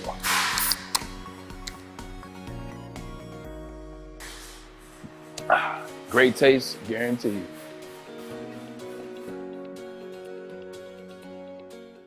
Ciabattas, summer salads, and dip shakes. All at Big Boy. Try a chicken club, chicken cordon bleu, or sunrise ham and cheddar. All on our grilled ciabatta bread. Or keep it light with our Michigan apple, chicken Caesar, or Greek salad. And don't forget to cool off with a frosty hand-dipped cookies and cream or strawberry shake. You heard it here first. Summer just got better. The only sports network in Detroit that starts with a W. You know, because we win. Woodward Sports, Detroit's winning sports network. Planet Fitness is inviting all high school teens between the ages of 14 and 19 to work out for free all summer long via the high school summer pass, and it goes all the way until August 31st. For everyone else, you can join today in club for only $10 a only month. $10? Only What? $10. Or you can get the black card for $24.99 per month and work out in a non-intimidating, judgment-free atmosphere. Join today in club or online at planetfitness.com. Planet Fitness, where your fitness is essential. Essential. Welcome back to The Bottom Line right here on the Woodward Sports Network. Thank you to everybody that's listening right now on The Roar. My name is Stick, filling in for Ryan Armani today. Maz is up here on the main stage. We got Flannel Sam over there, rocking his flannel, as he should be. And, of course, Fletch. And we are joined by Pat Harris right now, Assistant Director for NFL Films, HBO, Hard Knocks, Detroit. Thank you for joining us once again. Last week you joined us, had a great conversation. Hard Knocks dropped last night at 10 o'clock. We do a little post recap here. And the one question I got to ask is, how do you pick these storylines? Because one guy that we've all been questioning why he hasn't gotten a little bit more shine on Hard Knocks is Jeff Okudah, just because of the storylines he's had here locally in Detroit. Is that something we can look forward to? Do you not want to let the cat out the bag? But how do you pick the storylines? Hi, Pat. Hey, thanks for having me back on, guys. Storylines are all kind of fluid. We come in and sometimes it's backstory, like somebody like Jeff, or it's personality, where somebody like Malcolm Rodriguez, I don't think we came in expecting to have him be a character, but his personality, you know, anytime you're doing stuff in front of the team, dancing like he did, that kind of jumps out to us. So it's all, I mean, as we find, and almost the directors out here, there's so many characters, I think, especially with this team, and just so many names and faces that we want to get on camera, that sometimes it's hard, it's impossible, you know, to tell a story with so many good coaches, with Dan Campbell, that it makes it challenging to, you know, introduce as many guys as we'd like. But it just kind of depends on the circumstance and just kind of what unfolds in training camp that might make a guy, you know, memorable. Pat Harris joins us, NFL Films, HBO's Hard Knocks here in Detroit. I loved last night's episode. I liked it better than the first episode. I thought it flew by. I really loved the storylines. And now you get to switch venues. You're in Indianapolis. And I know the players kind of need a change once in a while. How about you guys? Is that a pain in the neck for you guys, or are you used to this? It's always nice to get a new place to, you know, call home for a few days. It was definitely, first practice was a little bit of a fire drill, just getting new faces, new lay of the land. You know, we became very accustomed to our setup in Detroit. So it took a little bit of, you know, getting our feet wet today, but we, you know, once kind of practice gets going, you know, it feels just like old habit for us. Now, were you part of the team last year when you had the Colts at midseason? I love that one. So I wasn't out in the field, but I worked on it back at NFL Film. So I was part of, you know, got to see both sides. We have a whole team of people, similar like we do now, just putting stuff together. And then it's really real time as well, trying, you know, turn games around, showing up on Sundays to go through footage and really kind of get that show turned around very quickly. It was great. Awesome. Pat Harris joining us from HBO Films. And I just... Whoever edited the Amon-Ra St. Brown segment last night when he's listing off every receiver in the school they went to and matching that up with the Commissioner Goodell announcing those names. Well done. Whoever did that, I just want to give a round of applause. Like, that was some of the best footage I've seen in a long time. It is. I mean, I think we knew ahead of time, just from talking with him, that he has that chip on his shoulder and, you know, had that. So getting him to sit down and kind of list off everybody, you know, it makes for great TV. And I think you got a little glimpse of just how some of these guys are wired. You know, they obviously say the Tom Brady being a 6th-round pick has been told a million times, but I think plenty of other guys feel the exact same way that he does and know probably everybody that went before them. So it was very cool, I think, to capture that on camera. How about his dad, man? Mr. Universe. I mean, that guy is wired differently, man. I think when one of our other directors met him, just knew right away, like he was meant for camera. He was meant for TV. He is awesome to be around, and very cool dynamic. Just from a dad perspective, and then you add in that, he's a two-time Mr. Universe. He's meant for our show in a way. Hey, we heard there might have been a little action at today's practice. Is that something that you could let us in on? There is. It was nothing too crazy. I know the Patriots-Panthers has kind of been the viral action practice. That's been going. It was nothing crazy. I think both coaches from the get-go and even coordinators as well have emphasized that they need to get good reps in, and I think they like the intensity, but they don't want it to, you know, ruin ultimately what I know Coach Campbell said was an awesome and productive practice at the end of it. So I think they want to keep things flowing as best they can. So you've done a couple Hard Knocks in the past, and compare the Detroit Lions to some other teams that you've done and just the position that they're in, the growing stage that they're in, and how you're able to tell that story compared to like when you guys did the Cowboys, and, you know, it's kind of, they're already up and running. Right. Is it cooler to tell this like upstart story? Are you guys happy with that? I personally am. I love, you know, this feels very much like Cleveland when we were here, and not just because of location or anything, but the same where Cleveland had kind of this outside narrative, and we were there to it's almost just show the inside, workings of the building to say, yeah, people might think, this, and this on the outside, but in the inside, like, there are leaders there. They are building something good. And I think, we kind of caught Cleveland on the upswing of things. And hopefully that's the same with Detroit in that, people can think what they want, but trying to introduce coaches, players of just, hey, there are people working really hard to kind of right this ship. And I think it gives us more of a chance to show some of those meetings and just raw emotion that are there as guys are, they're fighting for more than just, wins and stuff. They're fighting to change an entire, culture, change an entire organization. So I think that's fun for us as storytellers and filmmakers that we're able to do that, where, it's just a different type of show with a team like the Cowboys or even with the Rams when we've done them in the past, just knowing they're kind of an established franchise. It just makes for a different dynamic. That was a good one, that LA one, that the tale of the two teams, one moving, and that was a really great one. I mean, I'm a big fan of HBO and what they've done. NFL films, I've been watching it since I was a little kid with John Facenda and so on and so forth. Today I heard the owner of the Colts was handing out $100 bills, Jim Irsay. Did you guys catch any footage of that? Is that a first that you've seen? That is a first. I actually saw him pull up and was like, did a double take of like, wait a second, is he doing what I think he's doing? And yeah, I guess he was. We might have gotten a couple shots of it. I'm trying to think of what cameras we had around there, but no, he was there, and it's crazy seeing the people. They love him here in Indy. So it was no, that is true. I saw that. How about our guy Aiden Hutchinson? What do you see in him right now? I mean, we know what we got. He's a Michigan kid. We watched him grow up here. We see his family. You guys had great footage of his family in the stands at Ford Field. What's your take on Aiden Hutchinson? You've seen a lot of players in your day, a lot of rookies, first-round picks. What do you think of Aiden Hutchinson? Well, he had a really good practice today. I know Aaron Glenn had a lot of praise for him during all different periods, individual and team periods. So I'm just amazed by his motor. He goes. I mean, it is nonstop, chasing after plays as we saw in our previous show. But I think it's the size and speed, the bend that he has. It definitely feels different than some other defensive lineman that you're able to see. So you can tell just his physical gifts are there. And then typically when you combine that with his effort, it's kind of hard to.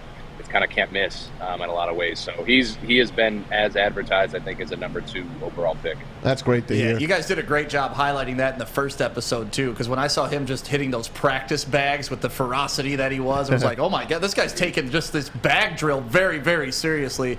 So that was really cool to see.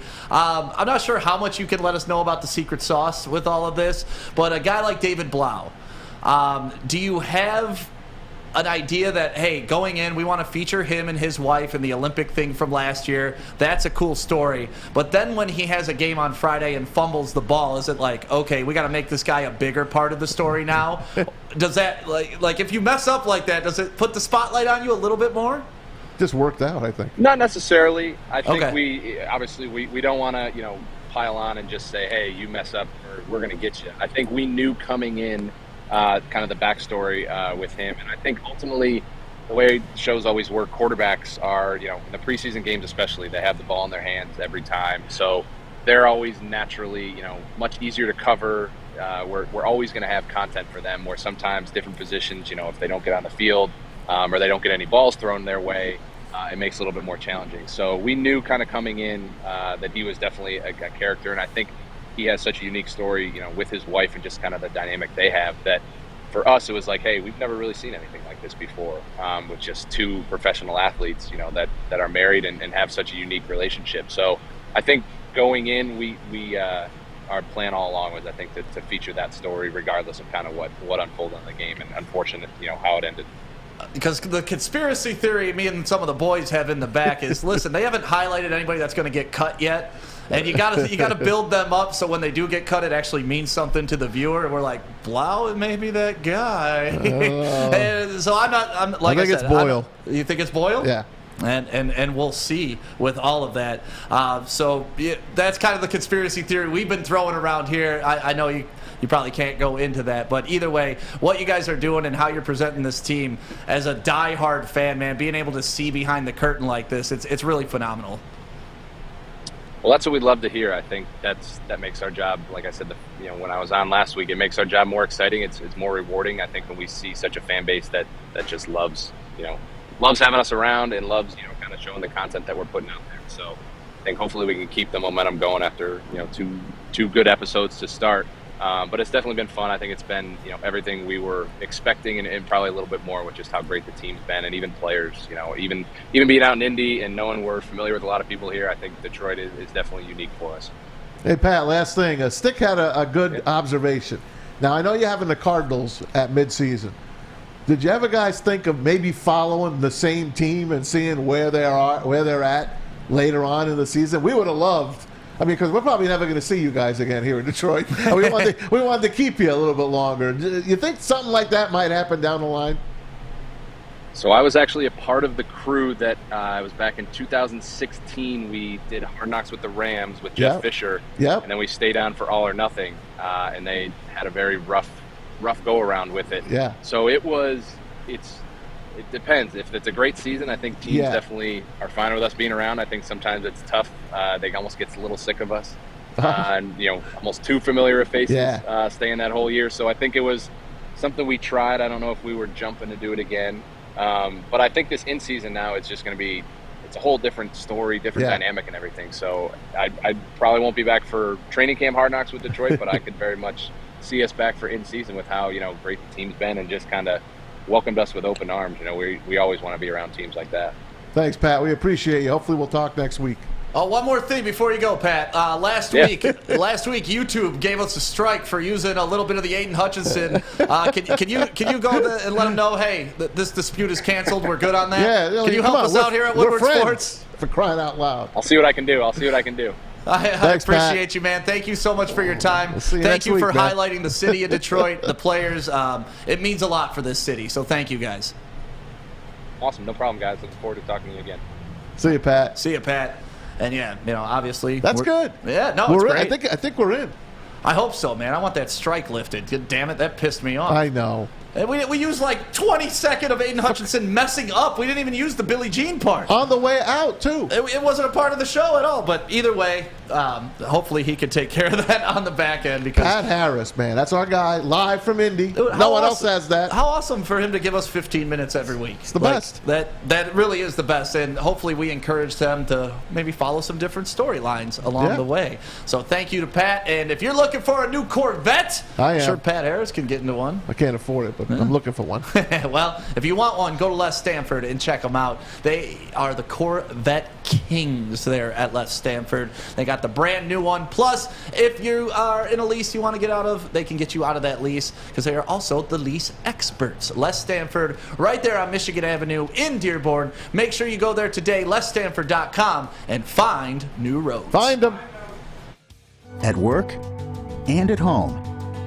We're there with smarter security solutions, featuring complete automation with customized alerts and more. For over 90 years, we've been the company that's been counted on to protect what matters most, all with personalized service and care. Right now, for a limited time, receive a free video device plus free installation with a new home system. Guardian Alarm. We protect Michigan.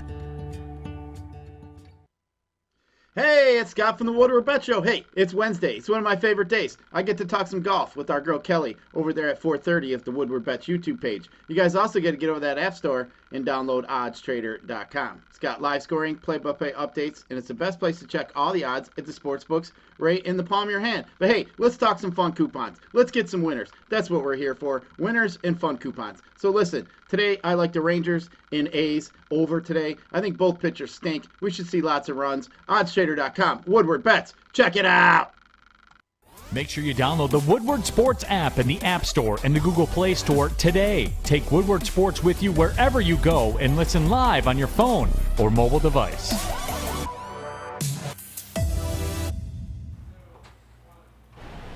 At Alta, Uptime matters. Alta Equipment has everything you need to get the job done. Have a big project coming up? Alta Rent has you covered. Call them today at 844-GO-TO-ALTA. That is 844-GO-TO-ALTA. Uptime matters with Alta. Speaking of uptime, LeBron James. Oh, LeBron James. By the way, the guy looks like a freaking beast. I saw a picture of him the other day. With Mr. Izzo, did you see that? He took a picture with Tom Izzo I saw and that, Lupe. but I just saw him after a workout. Oh, yeah. Oh, my God. Chiseled. Can't do anything about that hairline, And though, but he's chiseled. Neither one of us like him, though. I like him as a basketball player and a humanitarian. Yeah. I don't like him as a teammate. Yeah. That's my biggest bitch about LeBron. But LeBron just got the bag, for all those who haven't heard. 2-year extension with the Lakers. $97 million for 2 years. Why couldn't they just give him a hunt? $97 million for 2 years. Hoochie mama. And that's at the end of this dude's career. Yeah. This is not prime LeBron. This is $97 million for fading-ass LeBron. I just told you how he looked. Couldn't even get you to the playoffs last year. But he ain't fading. Oh, he's fading. I don't know about that. Sam, what do you think? Value? Good value? Poor value? That's a steal. I mean, you have to do it. I mean, LeBron James is this great, this farther into his career than any NBA player in history. I mean, even Kareem towards the end, he was declining. Their only hope is if LeBron, is still great for a couple more years, and a guy like Anthony Davis can stay healthy, and maybe they can get another guy, and maybe some of their younger ones step up. But that's all they have. That's all you have to do it. There's no choice. It's LeBron James. He's your only hope. LeBron James. Well, he takes less money usually to play, so this is like, here you go. Just take this. It kind of evens things Yeah, that's up. what happens when Nike gives you $80 million in high school. You don't really have to worry about that paycheck down the road. Well, he is a billionaire. He should be. He is a That's why he billionaire. went to L.A., let's be honest. He didn't go to L.A. to win championships. He went there But he did to win work one. on his brand. He did win one. Anthony In the- Davis won him a championship. in the bubble. He In the did win bubble. one. That doesn't really count. Some people say it's more important. I say, How is it more important? They couldn't even bring chicks in the bubble. I know, but they were saying it's harder to win maybe in the bubble. Some people have that Harder explanation. to win? They didn't even invite every team. It's the same. It's not harder not or the easier. same. It's the same championship. If any other player other than LeBron would have won it, you guys wouldn't say anything. All it is LeBron hate. That's Now it. you're speaking on speculation. You don't know what I would And have said. innuendo. Nope. LeBron James is the most scrutinized great NBA player of all time. He gets hated on for no reason. It's his fault. Because he's ruined the damn league. It's his fault. Well, I mean, he started the trend of player movement and empowerment. That's actually part of his legacy. Whether that's good or bad, that's a personal preference Who thing. was commenting on that the other day? Some former basketball player was commenting about how players having the run of the league is bad. It's bad for the league because nobody roots for teams anymore. Yeah. They're just rooting for a player and like young kids coming up, they don't have a team. They have a guy. They root for a guy, and it's tough, man. I don't like that. It is tough. And I'm old school, shaking my fist at the sky. Like, Yeah, I you know. root for a team, stick with your team.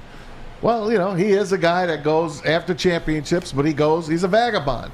He goes place to place. Steph Curry stayed in one place and has won just as many as LeBron. So I'm a Steph guy. Kevin Durant came to Steph Curry, though, so that does matter. Came to Steph Curry, just like LeBron went to Dwayne Wade to get his first Did one you because he see- couldn't do it on his own.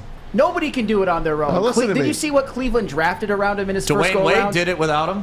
Dwayne Wade had Shaq. Yep. Come on. LeBron had Shaq at one point. Oh, old-ass Shaq. What, Dwayne had prime Shaq? He was closer to his prime Get out than, of than, here. than Cleveland You're such an Cavaliers. excuse artist for LeBron. Like, you want to hold it against Kevin Durant that he went, but you don't care that LeBron James went to a place that had won a championship. I'm not You don't holding care. It, I'm not holding it against Kevin Durant. I'm just saying You that discredit it because of Kevin Durant. It's because Steph Curry gets too much credit, even though Kevin Durant was the best player on both of those championship teams he was on. Steph could have won the MVP that year just as much as KD did. No, but Kevin Durant in 2017 averaged like 35. He was the best player in that series, even above LeBron. And in 2018, he had the big game 3. I say that Kevin Durant was the reason that they won those championships. And I could not argue Steph Curry. Dwayne Wade's the reason they won those championships in Miami. No. Or Ray Allen hitting a shot. Like, Ray Allen hitting a LeBron shot. wasn't the dominant, like... Remember that fourth quarter, though, after he lost his hoodie, how many points LeBron James scored in that quarter to bring him back in that game. And he hit the 3 to take it from a 5-point lead to a 2-point lead. Come on, Stick. All you do is try to discredit that man, even though he is the second best player who has ever picked up a basketball next to Michael Jordan. Look at you. That's up to you. But this is twice today, Sam. Your own logic has gotten you in trouble. What are you talking about? On Big D Energy, it got you in trouble. With Pine Knob, come on. Yes, and now it's getting you in trouble with Kevin Durant. What did you say? Because you want to give LeBron James credit for going to Miami to win, but you want to take away credit for Steph Curry because Durant went there. You can't do both. But you got to pick one, buddy. But when you're talking about the greatest of all times, you have to split hairs. And the fact that Steph Curry is like, oh, he stayed. Yeah, a lot of people would stay if they gave him Kevin Durant. That matters. If you act like that doesn't matter, you're a fool. The fact that he bookended it by winning it before and after should wipe away that argument completely. It doesn't wipe it away, but it does. That did put him in possibly the top 10. I'll give him that. I give him credit for that. Before that, he wasn't top 10, and maybe he is now. Steph Curry is an all-time great. Maybe the second best point guard of all time after Magic Johnson, but all that comparisons to LeBron I think is insane. Well, either way, LeBron's getting paid, whether I like it or not. Dude's walking away with $97 million for 2 years of basketball. And he's probably going to sit out, a quarter of the season for load management? Because I'm the best player to ever pick up a basketball, but I can't play a full effing season. He started load management, too. Oh, yeah. The guy's ruined basketball. Kawhi Leonard might have done that. He's the king of load management. Now, listen, KD, I say it, I said it then. He should have just stayed with the Warriors. Yeah, for sure. They would have ripped off 3 or 4 more championships, and he could have retired by now. I would have loved to see if he stayed with the Thunder. Westbrook, I would have loved to see that core stay together to go against Golden State, to go against, I would have loved that. I just don't know if Westbrook could win a championship. I just think people are running away from him to win a championship. Well, Steph Curry and Kevin Durant are the perfect basketball fit. It was as seamless as it could possibly be, and that's why those teams, I think the 2017 Warriors team might be the greatest NBA team of all time. And it's partially because of how well Steph and KD fit together. I'm going to tell you where KD moved. Where he bought a house when we come back. When we come back? Yeah. All right. Well, LeBron James has $97 million for the next 2 years. You don't need to be almost $100 millionaire to be looking like one. That's why you go to Lady Jane's and get that haircut. Because not only is it precision, it's wicked awesome. You walk in, you sit down anytime, you get that nice shoulder massage. I was watching JC rub some dude's shoulders over there while he was getting a massage. I was jealous. I want that in my life. You can have that in your life. Just go to any local Lady Jane's. Walk in anytime, sit down, get treated like a king. It took exploring 50 different formulas and hosting countless taste tests, but we believe Gypsy Vodka is the smoothest vodka on the market. Don't believe us? Ask the owners. We're Mike and Adam Kazanowski with High Five Spirits Distillery. We're in close to about 1,200 locations throughout Michigan. We wanted to create a brand that was geared more towards freedom, love, adventure, and at the end of the day, we really wanted to tell a story that inspired other people to take risk, follow their dreams, whatever that might be. Hey, this is Mr. Kearney, Chief Academic Officer at Academy Warren. I want to welcome you to the brand new Field House. The state-of-the-art facility has a regulation basketball court, volleyball court, soccer field. It can be used for 7-on-7 football. Our K-8 academic features AM, PM, latchkey, small classroom sizes, Learning Street, futuristic media center, free breakfast and lunch, Holt & Mifflin curriculum, academic games, K-8 athletics, and more. Enroll today at academywarren.net. Get a shot up. This is for the win. All of Detroit's sports teams live on Woodward. All of Detroit's sports coverage lives on Woodward Sports. Driving the best in Detroit sports coverage.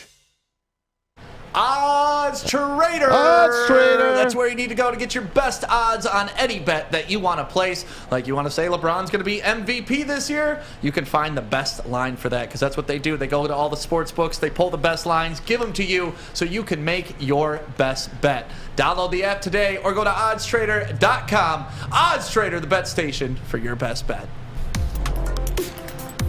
Welcome back to The Bottom Line right here on the Woodward Sports Network. My name is Stick, filling in for the one, the only Ryan Armani. Maz is up here. Braylon is in Florida right now on vacation, having a good time. Oh, yeah. Everybody's getting their rest before football D-Mac. season because we know once it starts, it's going to be 18 weeks of chaos, baby. Let's do it.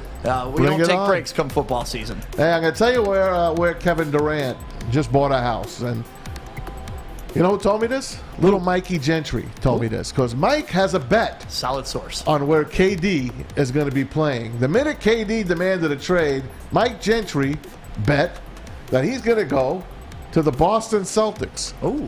Today, KD bought Tom Brady's mansion in Boston. All right. So will the Celtics and Nets be doing business once again? The Nets got hoodwinked the last time. Well, let's see what they're going to do this time. I mean, the East Coast is so small. Buying a house in Boston and, playing in Brooklyn, you're only an hour away either way. It's like buying a house in Lansing and working in Detroit. So you can't really tell geographically what that means. I did tell Mikey, he could buy a house in every state and still be okay. But he did buy Tom Brady's estate. So I just wanted to fill you guys in. Maybe look for a Celtics-Nets trade. Okay. Because he's not going to trade. He said he's not retiring. Because people were saying, this guy's going to sit out and not play for the Nets. That's the only way. The Nets Fletch. don't want to trade him. That's it.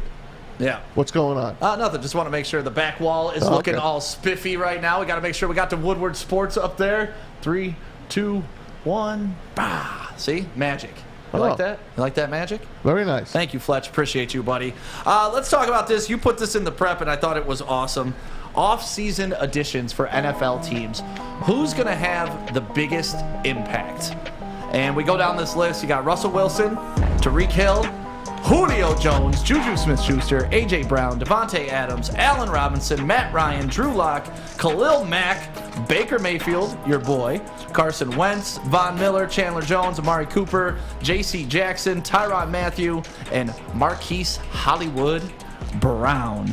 No Lions on here because we really didn't make any huge off-season acquisitions, and you're not going to put Jarrett Davis on this list. No, not at all. I don't know if he's going to make the cut, the second cut. I'm not sure if he's going to make it. Let's ask everybody in the chat, out of all of these people, or anybody that's not on this list, off-season additions, who do you got making the biggest impact this year, Maz?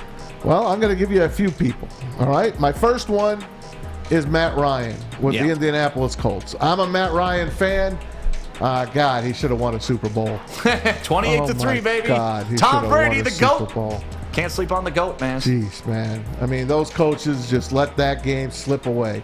It ain't any player's fault. It's those coaches in Atlanta that let that game slip away. 28-3 in the freaking fourth quarter. You got to play to win. You can't play to not lose. That was horrible. That's what they did, yeah. But with this guy going over to the Colts, I know the Colts have been jumping around trying to find their quarterback since Andrew Luck left. But I think they found him.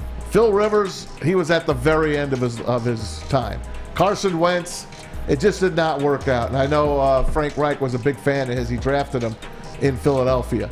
But here you go. You got Matty Ice going to Indianapolis. The Lions are toying with him right now. I think he kind of toyed with them today. I know it's just a scrimmage and all, but Matt Ryan, I think, is a huge upgrade. I still think he's got some tread on the tires. I kind of compared him to Matthew Stafford.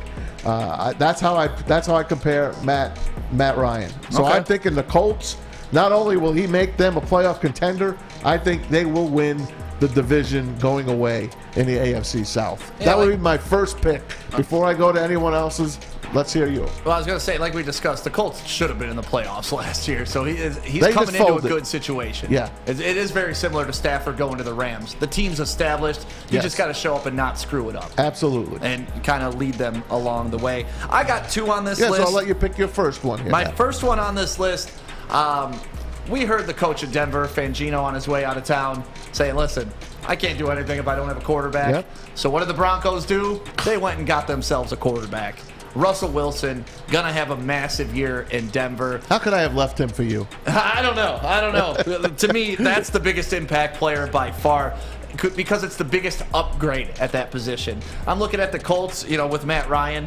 From Wentz to Ryan, it is a step up, but not a massive step up like it is going Drew Lock to Russell Wilson. Yeah. So I got to go Russell Wilson on that list. All right, I'm going to go to Sam for his first pick in this biggest offseason edition. Who's going to do the most damage for their new team, Sam? Well, you stole mine in Russell Wilson, so I'll pick another one. I'll go with Devontae Adams because what they're giving Derek Carr is a true number one receiver in that division, which is just loaded with quarterbacks and weapons. You need a number one to pair with a guy like Darren Waller at tight end.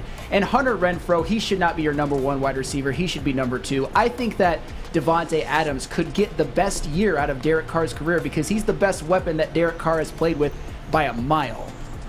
Yeah, I mean, they were teammates together at Fresno State, too, so they already have a connection. They already have a bond. That was going to be my second pick, but Russell Wilson at the quarterback position, I thought I had to take number 1 overall.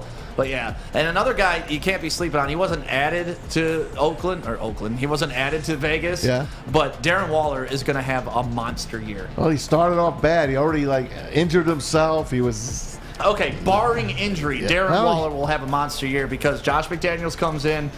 Gronk looked pretty good when he was in. I would think so. When he was a Patriot. Yeah. McDaniels knows how to use his tight ends, and I really believe that Waller will be a standout this year. Fantasy football tip right there. My second one for you, and I think this is a fantasy steal if you can get him, and that's Allen Robinson. Allen Robinson going to the L.A. Rams. The guy never had a quarterback to throw to him. Orchard Lake St. Mary's Allen Robinson, by the way. That guy. I had to take him from you. You know that. So with the Rams, you get Matthew Stafford, and you get put with Cooper Kupp on the field. Never mind that OBJ isn't right there right now, but wow, Allen Robinson is in for the best year of his career. He should be. I mean, he's proved that he can be a Pro Bowler no matter who throws him the ball. When he was in Jacksonville, he could go up and get it. Couple injuries along the way. Chicago just did not work out. Allen Robinson can have a big year. Will he? That's the question, because there are a lot of weapons in that offense. Yeah. So I like Allen Robinson. Obviously, he went to the same high school as me, so I root for him. I believe Matt Linehan was his quarterback at Orchard Lake St. Mary's, Scott Linehan's son. Oh, really? Yeah. How about that? Who ended up, I think Matt Linehan ended up going to play for Boise, the Vandals. Okay. Yeah, so they had a solid squad in high school. Heck yeah. Yeah. By the way, high school football's starting next week, too. I know. Are we all over that? Like a cheap suit? I'll be doing some color commentary for some games. I'm doing Southfield A&T versus Cass Tech the first week. So we got some good games coming up. And good. I love high school football, just like I love the Little League World Series that's on right now. I know. By the way, the Little League World Series is really taken on.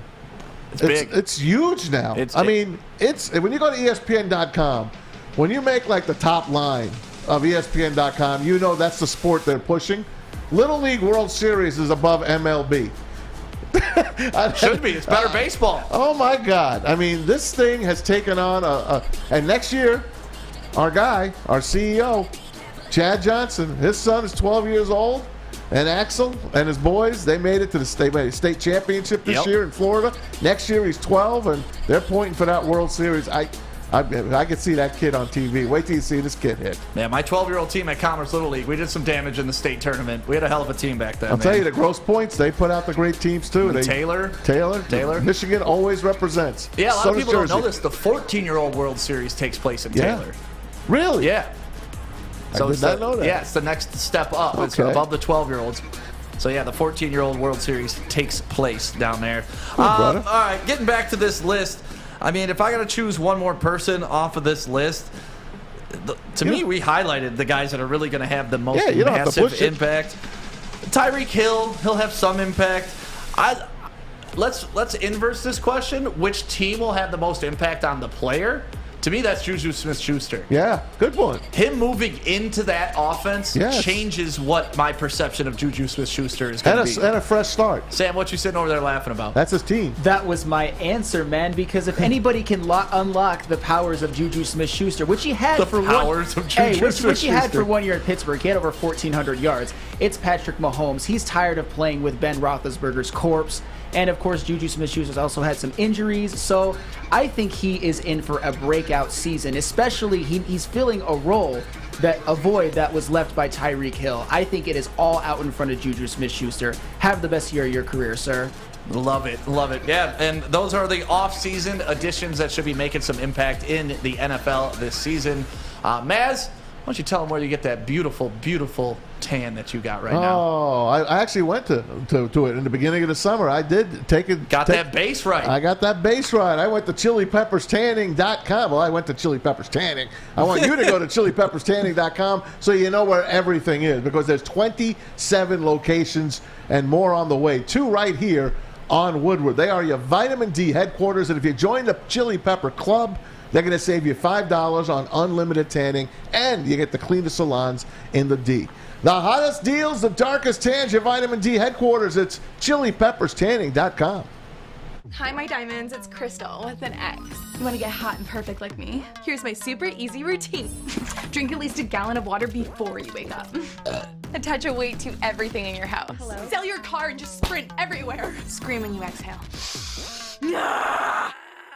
Don't follow Crystal with an X. Do your own thing at Planet Fitness with tons of equipment and free fitness training in our clean and spacious clubs.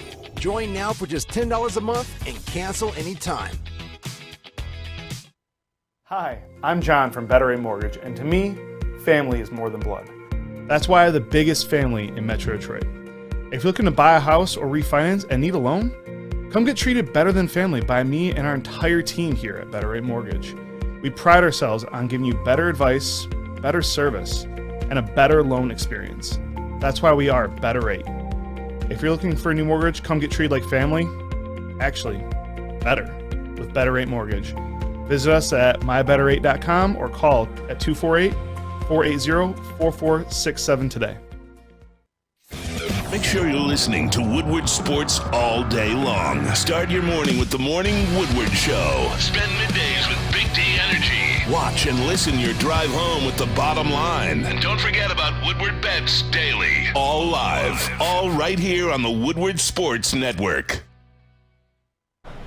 Hey, it's Maz for Big Boy. That's right, it's Ciabatta season. It's also time for hand dip shakes, all at Big Boy. Why don't you try a chicken club, a chicken cordon bleu, or a sunrise ham and cheddar, all on the delicious ciabatta bread. They'll take care of you. Keep it light if you like with the Michigan apple, a Caesar salad, or a chicken salad, or a Greek salad as well. And don't forget, save room for the hand dip shakes. How about a cookies and cream or a strawberry shake? You heard it here first. Summer just got better at Big Boy.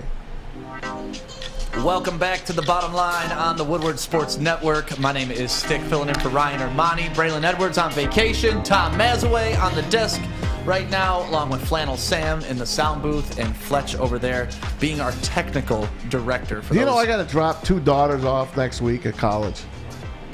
2 out of my 3 girls. Is that tough? I can't tell you. I can't wrap my head around it. I'm not happy. I don't have kids, but I saw, I don't want to say a meme, but I saw something the other day that's like, hey, when your parents are dropping you off at college, they're taking your picture, they're making a fool out of you in front of your dorm mates and stuff like that. They're like, let them, because you're leaving the home, but they're also losing you in their home, and sometimes that's harder than what you're going through. Trust me, it's harder. Is it? Yeah. Yeah. That's... Man. What colleges are they going to, Maz? Abby's going to go to Grand Valley, and Lily is second year at Michigan State. I still got Maddie over at Bishop Foley, though. Okay. I got 3 more years in high school there. So. And that's your last one? That's my baby. Then you'll be empty nest? Then I'm done. Then I'm done. Then I'm done. You're a good dad, Maz. You are a very good dad. I know. I compliment you on that all the time. And a great husband. And a happy heavenly birthday to your dad. I appreciate that. Yeah, today would have been my my dad's. Go out and have a big steak on him. That's my plan tonight. My dad would have been 71 today. He died 5 years ago of cancer. Great man, outstanding human being. What was his first name? Man's man. We shared the same name. Sam. He was Clarence Samuel Day. Yeah. I'm Clarence Samuel Day II. We both went by Sam. So sweet. Yeah, big fella. We're gonna have a rusty nail for you and a big fat steak in honor of my dad's aunt. Make it a ribeye. Ribeye? Yeah. All right. Yeah. He loved rusty nails too. That was his drink. Drambuie and scotch. That's a good one. It's not, but I drink it for him. That's an old man's drink. Yeah, it's not my go-to, but I have one for him twice a year. On the day he passed away, which ironically was 5 days ago. He died 5 days before his birthday. Oof. Almost made it to 66. God bless. Rest in peace, Pops. Absolutely love you, buddy. Hope you're playing some golf up there. You want to do a Would You Rather? I do. I have some Would You Rather questions, and I want the YouTubers to play along with us as well, except I don't want Streetwise to play. Streetwise has been busting my balls all day. First of all, I'm not wearing cargo pants. Second of all, I don't go to Fazoli's, although it's probably good. And third of all, this is mind your own freaking business. All right? There you go. You be swimming with the fishes you keep messing with, man. Streetwise. Swimming with the fishes. Take a hike. All right, here we go. I'm going to start you with this one. We're all playing here, guys. Sammy, would you rather become someone else or just stay yourself? Ooh, I love me some me. I like being me. I wouldn't trade it for anybody. It's not the greatest job in the world, but somebody's got to do it, and I've had a pretty good run in my 40 years here on the planet. What about you, Sam? I would stay myself too, just because I know that I am relatively blessed when you grade it on a curve, and I wouldn't want to risk being someone else that is worse than me, honestly. I'm not the best, though, trust me. That is the question. Like, do we get to pick who else we're going to be? Or is it just a random, like, yeah, I'm staying put. I'm staying put. I'll let you pick who you're going to be. Maybe I don't. Do you want to be Elon Musk? I would not want to be Elon Musk. Day? Sam Day, for sure. Yeah? Sam Day, for sure. How about Bezos? Elon's just a weird-looking dude. How about Bezos? I don't want to be a weird-looking billionaire. Like, it's not about, like, I would rather be like a Brad Pitt or a George Clooney who's run through the hottest chicks on the planet. Oh, yeah. That's how you pay me. Not in cash, but in, you know. How about you, Sam? If you got to pick a guy or a gal? If you want to be a gal. It would probably be someone like Tom Brady, honestly, because he has probably the most charmed life of anyone that I know of. He knocked up Bridget Moynihan, and nobody never mentions that. Nobody. It's swept under the rug like everything else. That's the same time Giselle was having his other baby. You gotta love this guy. I guess he is the GOAT. He is. How about you, Fletcher? I'd like to say myself. I've worked too hard on everything. To on me? Yeah. Yeah, I put 21 years into this still very messed up brain, so I might as well keep it. All right, man. I have to answer the question. Yeah, you do. I'm definitely being somebody else. I don't even give a damn who the hell it is. I just want to be someone else. Okay. Period. All right, here's our next question. This is a funny one. Would you rather be Batman or Spider-Man? Oh, I'm a Batman guy. I'm a Batman guy, period. What I love about Batman is he's a dude. I know, but you got to do what Batman does. I'm fine with that. So you don't want to fly around on a web like Spidey? No, see, I don't want to be a superhero with superpower. I like Iron Man and I like Batman. You know why? Because they're just millionaires who go out and do stuff. Okay. Like they're dudes. They're not some superpower. They're just smart, rich dudes. Those are my two favorite heroes. Okay, I'm Batman. Sam? I'm Batman. I'm going to go Batman as well, and for the simple reason that Bruce Wayne is suave and cool, and Peter Parker is kind of a nerd. Okay. Where's Rachel? How about you, Fletch? Spidey. Coffee man? I'll be Spidey. Spidey? You'd make a good Spider-Man. Thank you. Like, you look like Spider-Man. Thanks. I think I'm a little nerdy. You'd fit the suit work for perfectly, it. too. The suit would fit you perfectly. Hey, my plate in New Jersey was Batman's. Hey, I'm Batman, man. Batman's. I'm Batman. I am Batman. All right, here we go. Would you rather be stuck on a broken ski lift or a broken elevator? Ski lift all day. Ski lift all day. You're up high. I can't be enclosed like I know, that. but you're hanging. I'm fine with that. I'm good with that. My stomach hurts just thinking about this. Oh no, like I couldn't imagine being in a hot, condensed elevator and know what. As long as I got air around me, I'm good. Sam? No, I'm with Stick. I need that open air. An elevator is way too claustrophobic. I will take the ski lift. Fletch? I'll go with Stick. I'll take the ski lift as well. I'm the only one staying in the elevator, I guess. I got one more for you guys before we take this break. Here we go. Would you rather be too busy or too bored? Oof. Too busy. A bored me is a dangerous me. I want to get in some trouble. I need to be too busy. That's part of why I just do so much every day and every week. Because if I'm sitting there bored, the devil's hands, or the idle hands of the devil's playground. The devil's tools, yeah. And that's right for me. All right, Sam, do you want to be bored or busy? I gotta say busy, because the older I get, the worse I am with my free time and relaxation. I need to be too busy. Sometimes I feel like I'm too busy right now, but it's doing something I love at Woodward Sports, and I prep hard for stuff like this. So right now, I like where I'm going. Too busy. Fletch?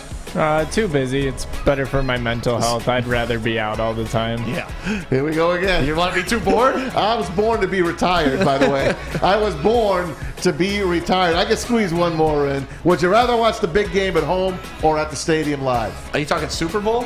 Whatever game that you want to choose. The biggest game that you want to go to. You want to watch it at home or do you want to be live? I'm 50-50 on this. I would want to be there live. I want that memory. I want to feel the energy of the crowd. Attaboy. Even though I do love sitting my fat ass at home but you can on always the couch, blunt rolled, pizza. Yeah. It's so good. There's nothing better than that. Well, pizza rolls are top of the line. Oh, I'm going Chubby Charlie's Pickle Pizza all day. I haven't had that yet. I've got to try it. You guys had it here when I was on vacation. Sorry, Mads. It's okay. I'm going to get for taking vacations. Bring one in, Charlie. No pickle pizza for you. Sammy? No, I'm going to go live. It's a memory you have. It's a story you can tell. An example I'll have is this year's Michigan-Ohio State game at the Big House. I was there, and it's one of the top 10 days, period, of my life. And if I was watching it from home, I wouldn't have had that experience. Give me a live. Fletch? Live. Give me Game 7 of the World Series. Give me Dodgers against Yankees. the Astros. Dodgers, Astros. Don't you want Dodgers, Tigers? Well, I mean, I'd love to see the Tigers, but I don't think I'm not going to see that until I'm 30. So, yeah, I'll keep it with Dodgers, Astros. Hey, I'm going live all day, all the way. Because you can always go home and watch TV after that. Yeah, that's true. Absolutely. I've done that too. Of course. I'm such a geek when it comes to sports. I tape everything that I tape everything, period. Yeah. But when I go somewhere, I always make sure that the DVR is running. I watched the first quarter of this last preseason game at least 5-6 times. Yeah. That's just, I don't know. That was a quick quarter. Yeah, super quick quarter, but I can't get enough. I can't get enough. So there you go. Would you rather? We'll do more. Maybe we'll do more tomorrow. Well, would you rather go thirsty or have yourself a Cintron? I think I'm going with a Cintron because you also get that energy. It's all natural. It's good for you. And official energy drink for the Detroit Red Wings. And right now, you can pre-order a limited edition 6-pack. Just go to CintronWorld.com/Red Wings. That is CintronWorld.com/Red Wings. They'll send you a nice little package. It comes with the logo on it. And I said it before, if you want to stop by here, D-Mac will sign that packaging for you. So go get yours today. Limited edition, CintronWorld.com/Red Wings. When you need apparel, there's only one place to go. Big Frog in Novi. With no setup fees, no artwork fees, no minimum, and a 24-hour turnaround, you can have your whole team outfitted in no time. Embroidery, direct-to-garment, vinyl, and screen printing, Big Frog has it all in all the styles you want. So whether it's a sports team, fundraiser, school event, or corporate needs, Big Frog is your one-stop destination. Visit BigFrog.com/Novi or call 844-4-BIG-FROG. We don't like to brag that we are the toughest sports network in Detroit, but we do have a guy named Darren McCarty on our side. Lemieux and McCarty, who've had a good knockdown drag up. There they go, right on the whistle. They were talking to one another. Woodward Sports. All summer long, the Monroe Street Midway is open in downtown Detroit. Enjoy basketball, roller skating, mini golf, art, live music, food trucks, and more. A fun, safe event for everyone between the ages of 1 and 100. Go to deckedoutdetroit.com for more info. That is deckedoutdetroit.com. Welcome back to the bottom line on the Woodward Sports Network. My name is Stick, filling in for Ryan Armani today. Braylon Edwards on vacation. Tom Mazaway is here. Yes, sir. We also have Flannel Sam and Fletch. Thank you to everybody that's been a part of the show, commenting on YouTube. Make sure you smash that like button and make sure that you download our app. It's free and available for you in Apple or Google Play stores today. Maz, you ready to do your videos of the day? I am always ready. All right, let's hit it. And now it's time for Maz's Videos of the Day, only on the Woodward Sports Network. This first one, I'm going to take you over to Lions camp. Just the other day, this young man tried to get a football signed by Aiden Hutchinson. The only problem was it was a Michigan State football. Oh, boy. Amazing. I got the football for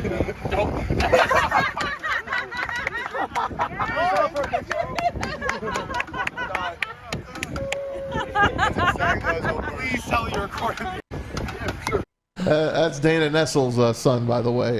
So there you go. That's awesome. Isn't that funny? People try to do that stuff to Braylon all the time, too. Like, it's so funny how we'll be out in public doing a live broadcast, and some Michigan State guy will walk by, see Braylon, just go Green! Like they got him or something. Like, I know. Come on, man. Braylon's such a champ, though, dealing with it. Of course. He's the They're best. pros. They are. Well, he's dealt with it his whole life. Let's stick with Lions camp. Now, Jared Goff, this is a scene that you really don't usually see with this, because this guy really gave his all to this young autograph seeker. Jared Goff. Nice.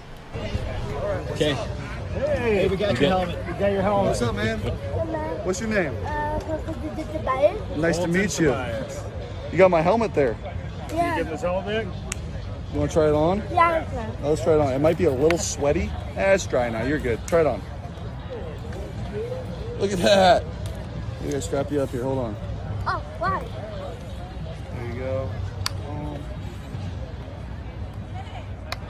That's it. There you go. Thank you. You ready to go, huh? Let's take a picture. Ready? Here, let's get this up a little bit. That's great. All right. Thank you, sir. How cool is that? Get this off for you. Hold on 1 second. There you go. What do you say? Thank you. Pretty sweet, huh? Yeah. Thanks for coming, buddy. I like your jersey. That's his jersey, Cole. I like it. Maybe he'll You guys sign got a your Sharpie? jersey. I'll sign it for you. Where did the Sharpie go? Where's your pen? Where's your pen? Where's the at, pen bud? that Amon gave you? There you go. Look at that. He's ready. So that's my number. That's me. That's him. Here, I'll do it on the back right here. All right. Let me see, buddy. Let's go right here.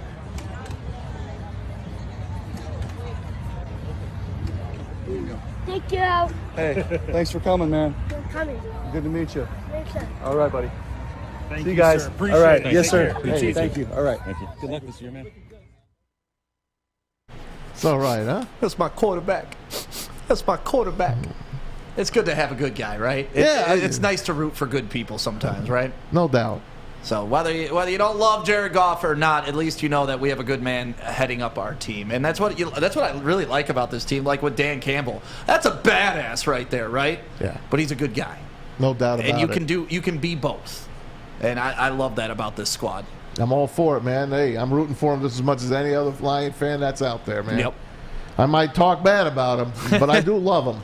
Okay, they're like family, like that piece of that cousin that you really didn't like, but you got to hang out with him anyway. Yeah, it's just like that. All right. Now, if you're one of the lucky people that went to Draymond Green's wedding, oh, did you see this? My next wedding, because I just recently got divorced, but not my next wedding, I'm having this.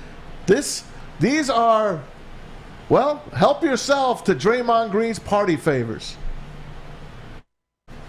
Look at that. What do you Bunch got of there, Sam? pre-rolls. Pre-rolls, and what do you got there? That is not tobacco. What is that? But he's got a Happy Haze, and I couldn't read the other one. Can you explain some of the stuff that's on the table there for me? Like, what do you mean? The blunts? Yeah. Yeah, what? Okay, so does he have? He has a sativa and he has an indica. So happily ever after, haze, all day. I love that. So I'm sure he's offering up a sativa. He's offering up an indica, and he's also offering up a blend. He has somebody there. I've been to weddings with cigar rollers. Wow. Never blunt rollers. Look at that. Love it. It looks like he's got like tips there too, so that way they don't. Those are the glass tips. That's premium, right there. That's classy. That's when you smoke with your pinky up. Oh. But yeah, Draymond Green, you can tell, he's Michigan. He's from Michigan State. He knows how to party. He got himself a beautiful wife as well. Yeah? His wife is just And just she must beautiful. be cool as hell to allow that to go down at a wedding. That was a hell of a wedding. I got married in Jamaica the first time, and similar. Very similar. LeBron was there. LeBron, and of course, Tom Izzo and Lupe Izzo. And there was a great picture of the three of them from that wedding. So congratulations to Draymond Green. Maybe that'll soften him up a little bit now that he's married. Maybe. Doubt it. Probably not. Doubt it. Probably not. Draymond built different. I got one You see more. how he wants to be a Piston, though? He said he'd want to be a Piston? He did want to be a Piston. Hey, I like that, point. though. But think about it. Donovan Mitchell, we could have had him as a Piston. Why am I Booker, Devin Booker. He also wanted to be a Piston. I love that great players want to be Pistons. It's good to hear. Well, they like the city. Yeah. It's good to have Devin that Booker was Detroit. from Grand Rapids, too. Yes, sir. Missed that one. Last one here. These are a bunch of muscle heads trying to look, trying to get a video done of them and go viral. They did. What are they? What is this? Just look at Are those bleachers? Yes. Just look at what they're doing. Can you imagine just driving by and seeing this? Like, what the hell is going on in the park today? Isn't this amazing? Where do they come up with these ideas? I mean, are they smart ideas? Let's bench press a couch? Look at this. Let's squat lift a geo tracker or With a whatever the guy hell that is? standing on it. Yeah, I don't know. I don't think Mr. St. Brown would appreciate these. Me and my friends stunts. do much different things when we're hanging out. That one cracks me up. The bleacher. Yeah. That just literally cracks me up. Jeez. Well, you're better than me, I guess. Yeah. Congratulations. You made the videos of the day. Awesome. Well, thank you, Maz. Thanks for having me on today. Tomorrow, Thanks, buddy. Sean Belizean is back. Me, Yes, you, and sir. Sean Belizean We'll on the have some show. fun. That is going to be some hot fire, as Dylon used to say. Yes, so sir. thank you guys for joining The Bottom Line. Make sure you tune in to the heavyweights today from 5 to 7. We also got Woodward Bets going on at 4:30 over on their own YouTube page. Go like and subscribe there. But the heavyweights coming at you 5 to 7. You know it is going to be a Malcolm Rodriguez, the love fest in here from 5 to 7. Spence has already got the jersey. Already got the jersey. So you guys have a great Wednesday. We'll be back tomorrow. Enjoy it, and we'll talk to you tomorrow. See ya. Amazing. I got the football for